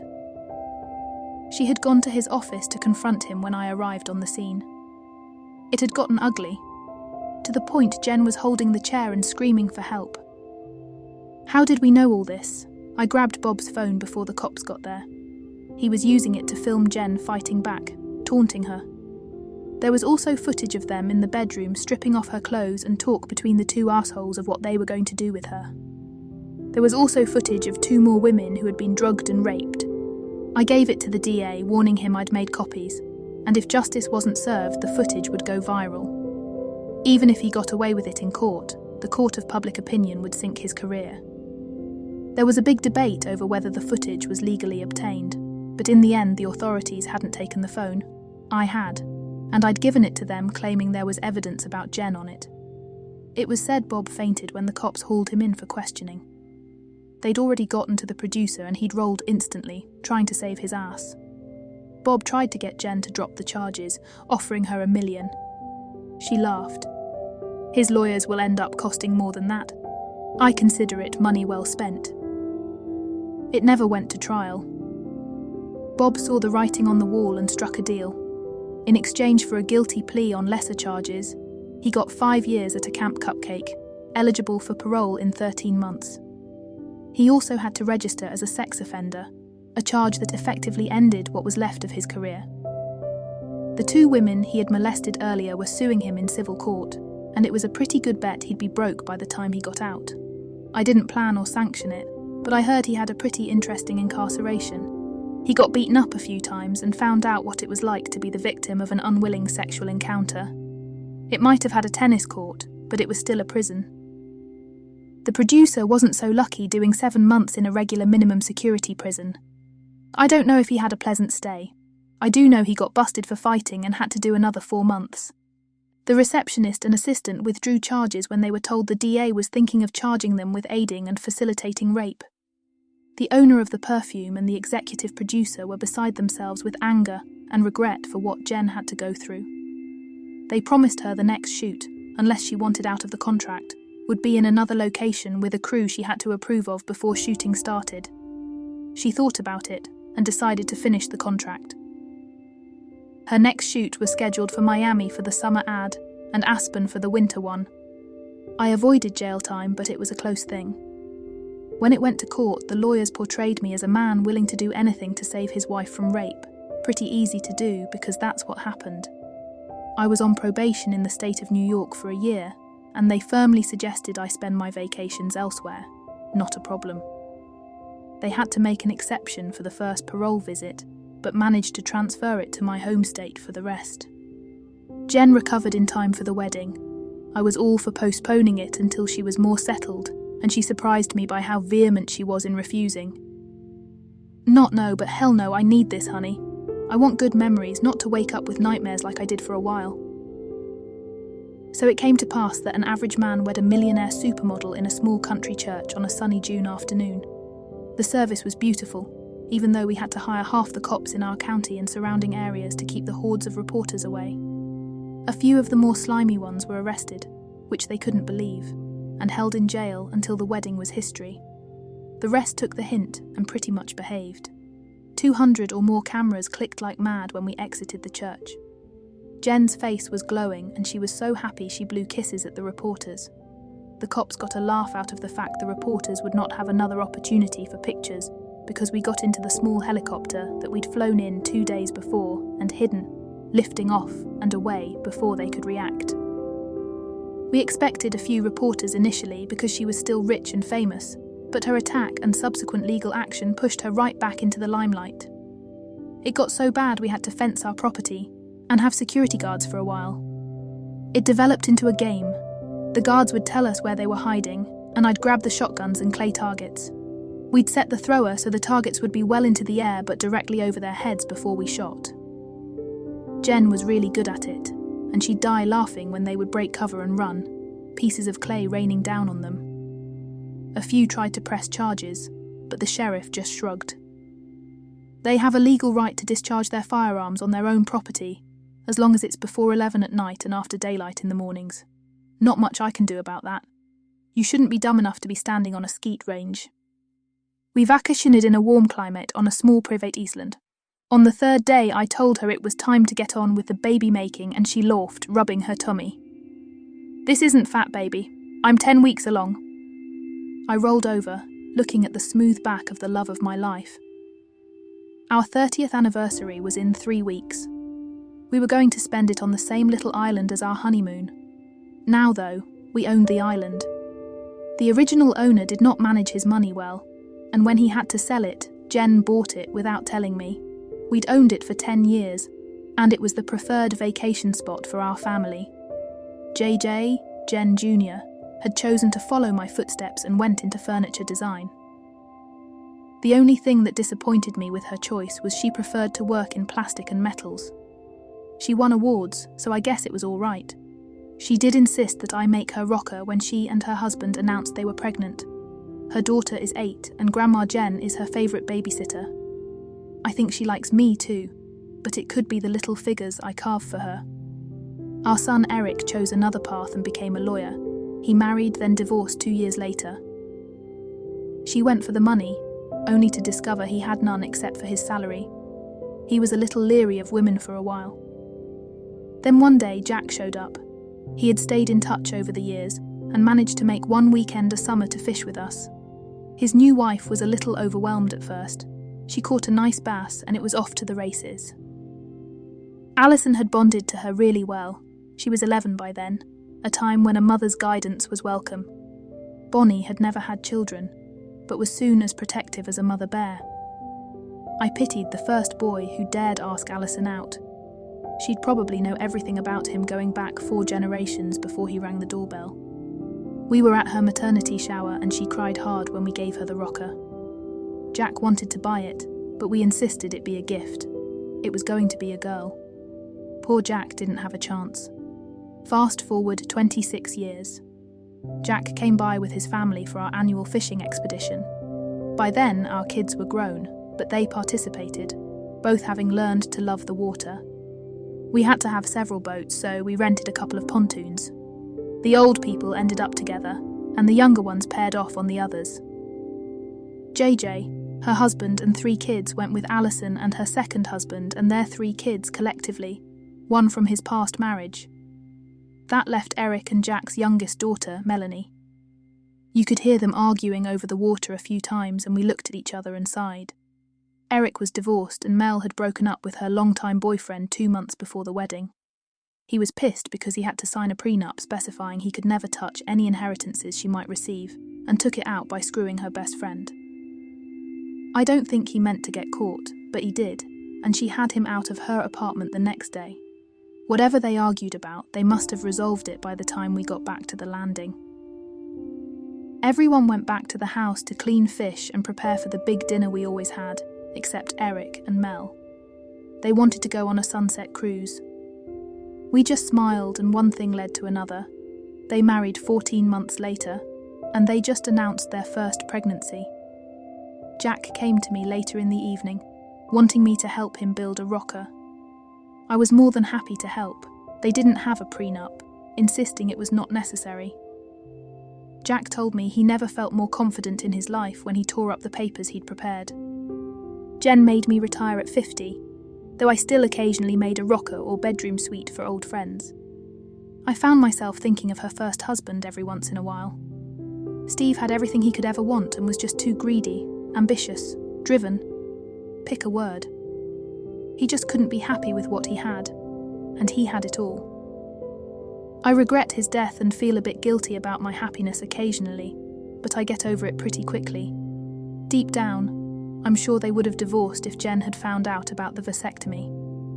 I regret thinking negative thoughts about him. He was always a friend to me, but his priority should have been his wife and her happiness. If he couldn't give it to her, he should have told her and let her go. I don't think he would have ever done that. He was too proud of the perfect wife on his arms at dinners and events. I don't think he ever realised his fantasy wasn't real, that Jen, for all her beauty, was just a woman who needed love, respect and attention from her mate. Seems pretty simple, doesn't it? I had a friend from my childhood whom I had lost touch with over the years. I did invite him to the wedding, surprised as heck when he showed up with a beautiful woman on his arm. After that, he was an infrequent visitor, always stopping by on his way to somewhere. Lenny, to be kind, was not a handsome man. His force of personality made him rise above the pretty people around him, so I could kind of understand the relationship. Despite his average looks and quiet dress, Lenny was famous. He wrote his first novel at 29, his first bestseller at 33, and had a string of very successful novels at 50. 7 had been made into films. We didn't even know he knew how to spell. I was reminded of him as I looked at Jen's flawless back. We were sitting at a table as the reception was winding down, talking. He always had an odd sense of humour, and he'd been laughing all night. Jen finally asked him what was so funny. "You guys." Not in a ha-ha way, though. "You're the stuff of myths, proof that unicorns exist." Of course he had to explain it. Most people don't know this, but I honed my craft when I was young by writing erotic stories on a couple of free sites. My editor suggested it, saying it would give me a fan base when my novels came out, and I came to enjoy it. I'm compulsive about research, so before I wrote the first word, I studied the genres. There's a recurring theme that's laughed at, about a rich supermodel who falls for an average guy who'd had his heart broken by a faithless wife. Other than the faithless wife part, you guys are it. I'd write about it, but no one would believe it. Jen thought about that for a while, even looked up his old free stuff. That led to a few adventures in the bedroom and some pretty frank discussions. All good ones. One day, Melody and the girls came by, laughing as they piled into Jen's SUV for an afternoon out. That night, I noticed a bandage on her shoulder. She assured me it was just a minor procedure she had done, something so simple she didn't want me to bother about. 3 days later, she came out of the shower with some medicine in her hand. "Honey, will you rub this on my shoulder? The man doing the procedure said it would help it heat quicker." Like I was gonna say no. I just froze when she turned her back. The procedure turned out to be a tattoo, something she told me she'd always wanted but didn't get while she was modelling. She said she worked with girls that had tattoos and how much longer they had to stay in the makeup chairs to cover them for a shoot, so she held off. The tattoo was of 2 unicorns, a male and a female, necks entwined while they nuzzled each other. The artist was the best she could find, and the colours were vibrant, the details painstaking. It was beautiful, and I told her so, promising to kiss it when it healed more. A year after JJ was born, the tattoo was modified, showing a little unicorn beside the couple. After Eric, another was added on the other side. The artist asked permission to show them in a magazine article about his work. It was the last time Jen modelled, looking over her shoulder with a smile, her bare back glowing while the tattoos looked like they were ready to trot off her shoulder. It became the cover photo for the issue. The artist was suddenly turning down work from all kinds of famous people because he was swamped. Some wanted the same tattoo, but he refused. Part of the agreement of her letting him show the tattoo was that he never did another, and he honoured his word. I kissed the little unicorns and lingered over the big one. Jen cooed and turned, pulling me into her. Sometimes, just sometimes, fairy tales come true.